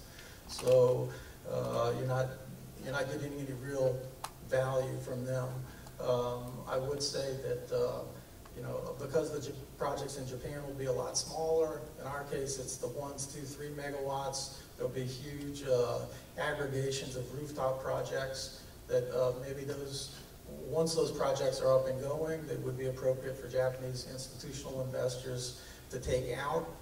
Generally speaking, this business is not such a good business for venture capital and private equity because it's a popular business, but it's not a sexy business when it comes to returns. Our returns are they're very small returns, they're very stable, and they're over a very long period of time. They're very bond-like returns. So those kind of investors typically want more than we're able to give them. Great. We're going to use the balance of the time. We have about kind of 15 minutes left or so. Use most of the time to kind of talk about partnerships. Let's just take our bearings. Is this helpful? Is kind of the comments panel, the comments on the panel is helpful so far to the audience? Great. Let's talk about partnerships and ask for input basically from all three of you. And I'm going to start with Lex, if that's okay. Lex, manufacturers entering Japan, actually any player entering Japan, what barriers are very common to encounter for a U.S. player trying to enter Japan? This has been a raging subject in JETRO's specialty for many years. There's there are a lot of barriers, language, culture, expense, length of negotiations. I'd also I'd also add from the American side, I think it's just kind of fear of getting into the Japanese market, inability to take risk. You know, it's really inability to take risk from the American player, or yeah, from the American player to go to Japan. But you know, if you and also for these companies to kind of envision a future for themselves in Japan, which you really need to do. But if you look at companies like Goldman Sachs and Coca-Cola and Apple and IBM and you know, many smaller companies you've never heard of, they've had tremendous success in Japan. And so, you know, it's really about looking at an opportunity and taking that opportunity and committing resources to it. And, you know, I can't tell you how important it is to get a Japanese partner to do it with. Great. Shinkawa-san, also kind of looking at this kind of partnership story, in your experiences, are there things that Japan lacks? Are there resources, skills, capabilities that Japan could benefit from having a complementary player? Before spread earthquake, we thought that Japan has enough capacity, and Japan's peak demand is stable, and we have already achieved high electricity supply. But after the earthquake, it was completely changed. So we are now facing the capacity shortage, and utility interested in the demand response and smart meters. But Japanese smart community concept is a little bit different with US concept, US smart grid concept. So NEDO's project is mainly focusing on the integration of renewables. So maybe the technology for demand response or advanced meter infrastructure might be the important technology for Japan in near future. But same as the United States, utility is usually conservative. So we need a data and relationship is very important. Okay, so to summarize what Shinkawa-san said, the kind of question was pretty explicit. What are the areas that Japan lacks? And you pinpointed potentially AMI technology and technology for demand response. But you said it's not just a matter of kind of just making the sale of technology. You need to have the relationship with the utility, who's kind of this major buyer. How many utilities? Basically, kind of roughly a dozen major utilities in Japan. Is that correct? About 12 major utilities. Yeah, is that correct? Nose-san, yeah, please. And then return to Nose-san. I'd like to add one thing about that. You know, that I see as a real market opportunity that's really not being discussed so much as just the deregulation of the whole power industry in Japan. I think it's being discussed at like the ministerial level, but you know, the minute that Japan separates generation from transmission and distribution, then it's a complete game changer. I think it would be very fair also for the government to consider allowing Japanese people to choose the type of energy they want to produce. And you know, the U.S. has already gone through all of this, so Japan's you know power infrastructure is not so different, and they can really learn from the U.S. You know, mistakes that we've made along the way in liberalizing that system. And the U.S. actually could be kind of especially advantaged compared to other countries because we have pockets of our country that are deregulated, pockets that are regulated. Exactly. So some of these players will have to deal with both types of markets, could understand where we're coming from and where we're going. But historically, it's been mostly vertically integrated utilities operating. And you think the business models will change. Nose-san, you know, coming from North America, you run the America's business here. What are the skills that you think are missing there that you could potentially bring from here? Basically, U.S. has great technology resource, starting from basic R&D to Facebook kind of implementation to a societal requirement. So there is always a room for a U.S. company to penetrate into Japanese market. Mitsubishi, as a trading company, have been helping all of those foreign companies to come into Japanese market. One example that we did last year is that we had great magnet technology company for electric vehicle, but we we didn't have resources. You said magnet technology. Magnet technology. And that magnet requires rare earth. But we didn't want to rely on Chinese rare earth resource. So we found a great American company called Molecule, and we formed joint venture last year. Molecule, Mitsubishi Corporation, and Daido Specialty Steel to manufacture neodymium sintered magnet in Japan. And we started out from Japanese facility, but we will expand into overseas. This is one example that we did. And also we are contacted by lots of demand response companies to expand their business into the Japanese market because we have lots of relationships with utility companies because we sell energy or resources to them. And so we sell equipment to them. We do joint venture with them. So we have from the top to the bottom level of relationship with utility companies.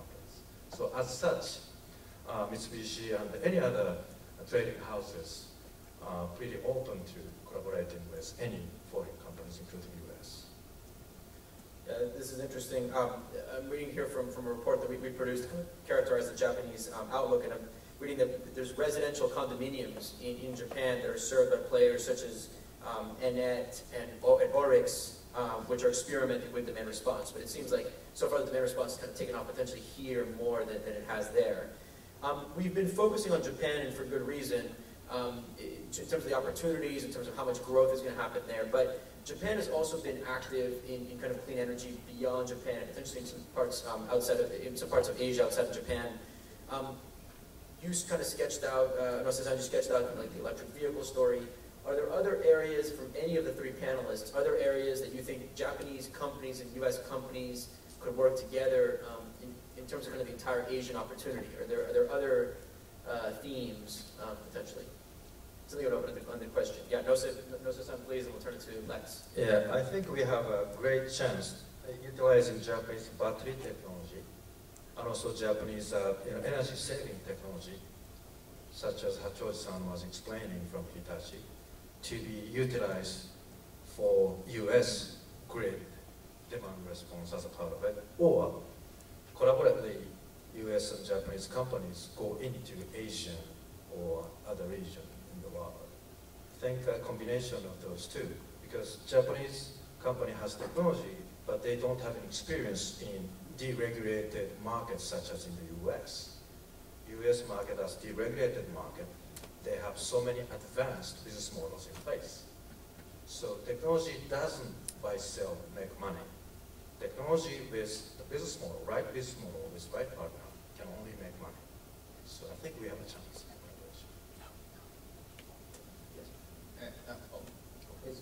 Yeah, NEDO also have a smart community project in New Mexico with in Albuquerque and Los Alamos. The collaboration between the US and Japan in smart grid field is might be a good chance for us needs not only Japan and the US company to go to the world market with most advanced countries jointly go to world market. And also we think energy conservation building, it means ZEP technology might be a good area for collaboration. Yeah, Lex, your thought? Yeah, just about the kind of like US-Japan joint projects in Asia. I think that's, I mean, we're looking at that already. A lot of possibilities there. Definitely you need to go, in this case you need a Japanese trading company. These guys know everything about every city, every village, every product, every market out there, and really Japan has a much deeper penetration in Asia than the US. Secondly, there's some really great financing opportunities that would give us some comparative advantages by working together. So if we source the project with Japanese and US componentry, then we can rely on the export credit agencies like OPIC and USXM and even the World Bank, ITC. These agencies are very involved, and Japan's agencies like JBIC are very aggressive to do these joint projects. So we can compete if we join together, we can compete with other countries. You know, I know that if I do a 50 megawatt project in Thailand or Malaysia, and I put those two countries' products together, that we can have a very competitive financing. You're leaning on the export credit agencies from both governments. Leaning on the export credit agencies from both governments. Great. Let me put any of you on the spot, just to kind of ask you a question. Earlier I showed a graph that showed that in terms of PV modules in Japan, there's 25% market share from foreign manufacturers. That was as of 2012. 2020, does anyone want to take a guess where we'll be in terms of kind of foreign manufacturers and their market share in Japan? 50%, higher than percent, lower than 50%? I'm curious. I say lower. Now you know how we do our research. Yeah. So NEDO's position, we hope in 2020, still Japanese manufacturers produce PV module. Thank you, Shikawa-san. Yeah, exactly. Let's actually kind of draw this this section of the panel to a close, and now we're going to open it to some Q&A. Before that, I want to invite back Hachoji-san from Hitachi to join the panel for Q&A. And we'll welcome him back on the panel, so there'll be 4 panelists. And as before, if you have a question, just please raise your hand. I'll call on you, and then the microphone will kind of come around to you. Yeah. So, and there's, yeah, at least one very active request here. And I ask that you just introduce yourself and be explicit about who the question is for. I'm an export trading company, USA. We deal in printing and packaging equipment. Our name of Mitsubishi, Morgan, and Toyota for creating. But I'm also a member, the board member of the District Export Council of New York. By the way, Lex, you was invited to the next meeting.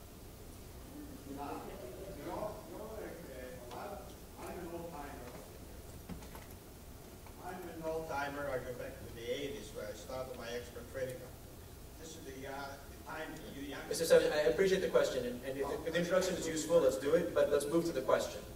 In 1982, President Reagan established the Export Trading Act, and this was a copy of Shogo Shosho, which the Japanese invented the concept of export trading, and we followed them, and we're doing it, we're learning. Okay. My question now is, you answer exactly the opportunities for smaller companies, but I also any other opportunities for medium-sized and small companies to participate, because during the meetings they mentioned Japan is the key element to get into Asia. Okay. Now, for example, in Mexico, the free trade zone of Mexico, they expanded it to be able to, smaller companies come in, be able to send to Latin America. Is there the concept of free trading, free trade zone in Japan developed to the point where there's opportunities for smaller companies bringing their products, finishing in Japan, and shipping to other countries?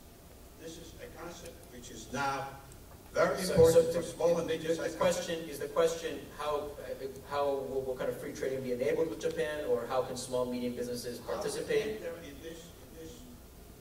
In this potential for exporting to other Asiatic countries, and the product can be finished in Japan, can be packaged from Japan. There's a great opportunity. The Mexican government is putting a lot of effort into it now, and it's going to be a very strong, important thing for small, medium-sized American manufacturing companies. Do any of the panelists want to comment, or? I do, with a little bad news, which is, yes, there's a huge drive to bring those SMEs into Japan. In fact, JETRO has a program where they will help fund your headquarters for you to set up your business and then export into Asia. It's very competitive. We submitted and lost, but you know, I wish you better luck than me. So at least, yes. I give you an advice. Take off the telephone book next week. Everybody from Brooklyn is going to call you. Okay, There's a question right there, please. Yeah, right here. Yeah. Then we can pass it on. Yeah. Pete Plasko, Verde Corporation. We're in the globally in the micro wind turbine industry. I'd like to bring it down a little bit from 50 megawatts to 1 megawatt, to half a megawatt, to I think the failure of the global solar because of the cost and the time it takes to get back. But my question is for the feed-in tariff. It's worked very well in Europe. It's fluctuated. Spain, I don't know what happened there. What is Japan's ultimate goal with it? Is it to get 50 megawatt projects? Is your grid in a position that it can handle that? Or do you have to go to point of use where I'm at? Shinkawa-san, do you want to comment on that? Do you want me to repeat the question? Or? Yeah, so this is very political discussion. Japanese government had already 3 options for the basic energy plan, but it's not decided. Japan is now have a town meeting for this discussion. At least even before even former basic energy plan, Japanese government would like to promote renewables. But the target of the new basic energy plan is not decided after the great earthquake.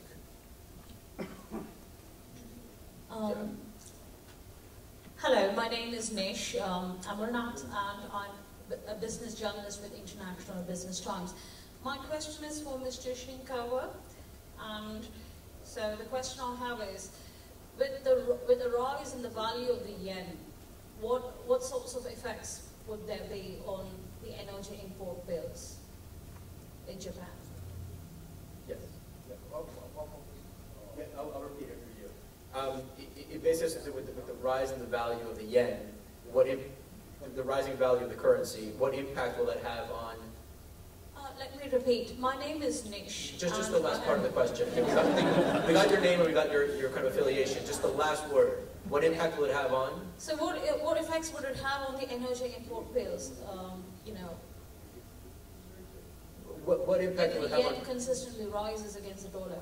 What impact will it have on maybe kind of the importing and exporting of energy equipment, potentially? Mainly imports. That's what usually, high currency of high rate exchange of yen, will benefit to Japanese economy because it means the price of oil or natural gas or coal is lower than before. But the problem is the price of electricity. The oil or coal or energy will be down, but electricity is still high because we should compensate to the disaster, and this cost might be tremendous. It's not easy to say just one word.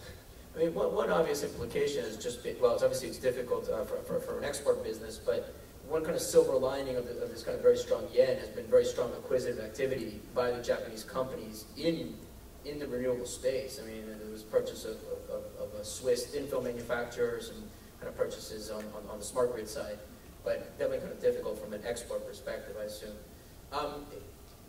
Yeah, let's do all the way right there in the back. That's okay with the beer.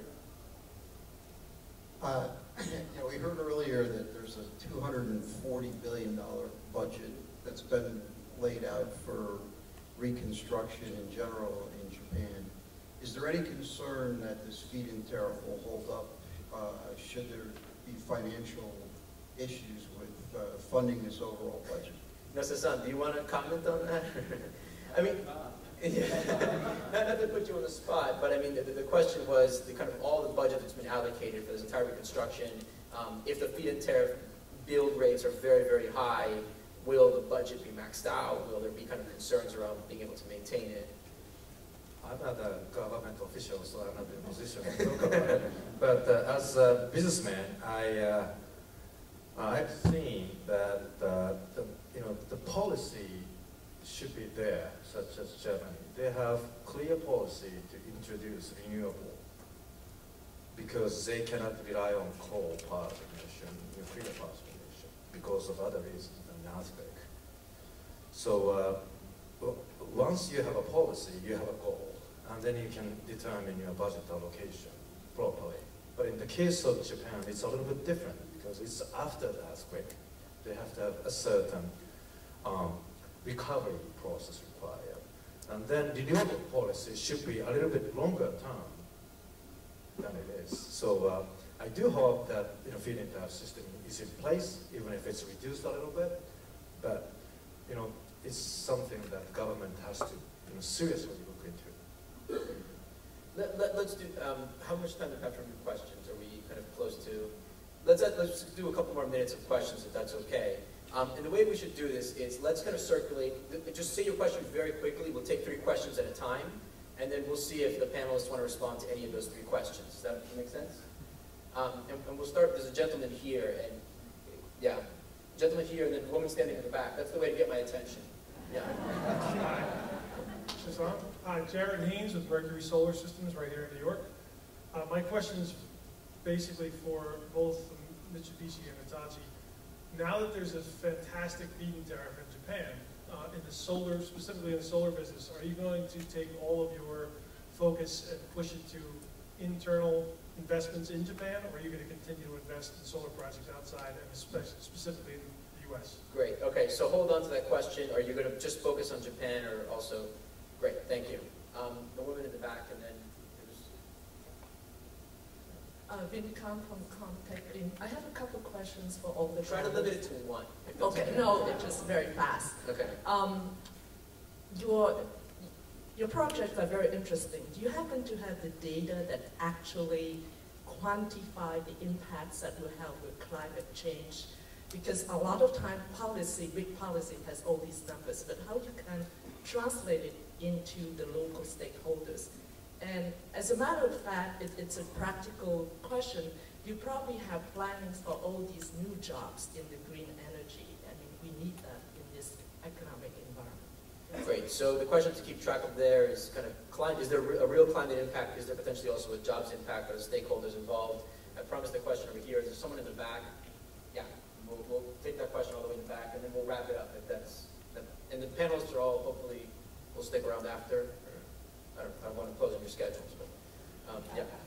Hi, Grace Conti, Chima Green. Can one of you comment on, I guess, biomass-based renewables such as biodiesel or second generation? As we mentioned that today.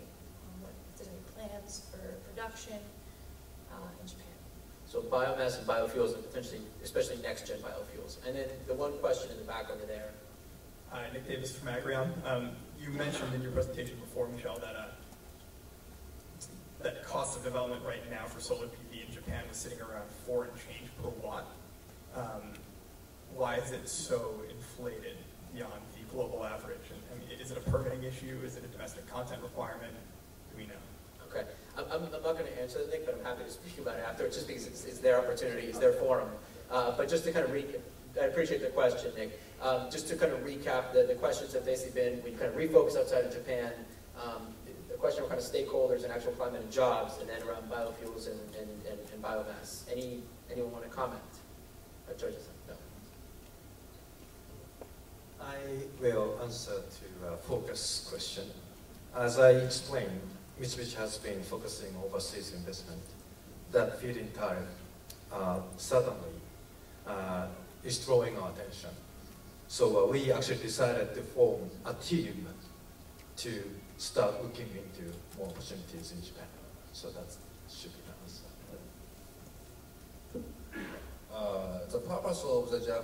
One of the purpose of the Japanese feed-in tariff is to introduce a large investor to Japanese renewable market.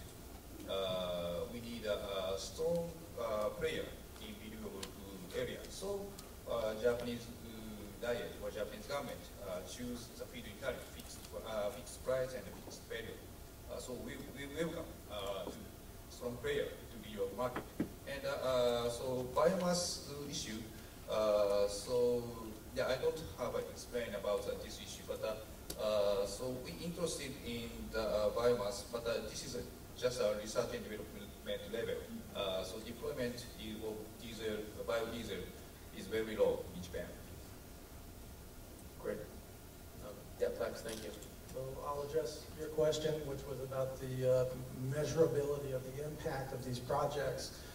It's one of the foundations of our Smart Sister City program, and what we're encouraging cities to go net zero, but what we really want them to do is start keeping track of how much renewable energy they actually use. And you know, we feel like once cities start committing to this, we can keep those numbers and we can really measure it and quantify it and follow it in a way that we can't do right now. So, you know, projects like ours, it's all about the numbers and all about seeing how they change from year to year. Excellent, thank you. Shinkawa-san, Lex, Nosa-san, Hachoji-san, thank you very much for your participation, for all of your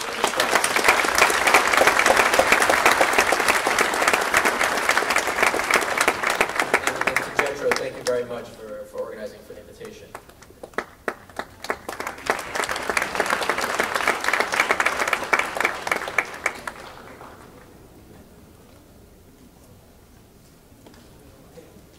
Thank you very much for very exciting discussions. Now we'll conclude the program with closing remarks by Motoatsu Sakurai, President of the Japan Society.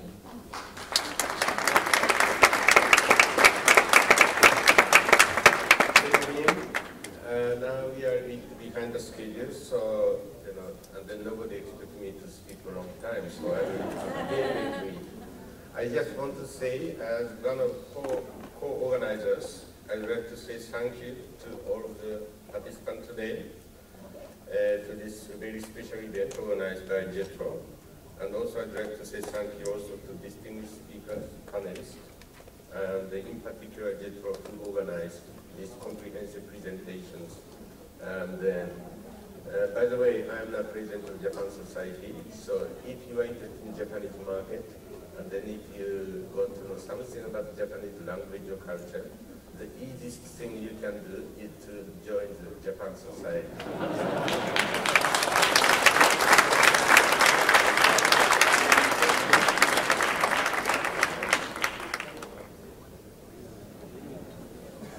Thank you, Mr. Sakurai. So this concludes the Japan Business Forum 2012. Please join us now for networking receptions.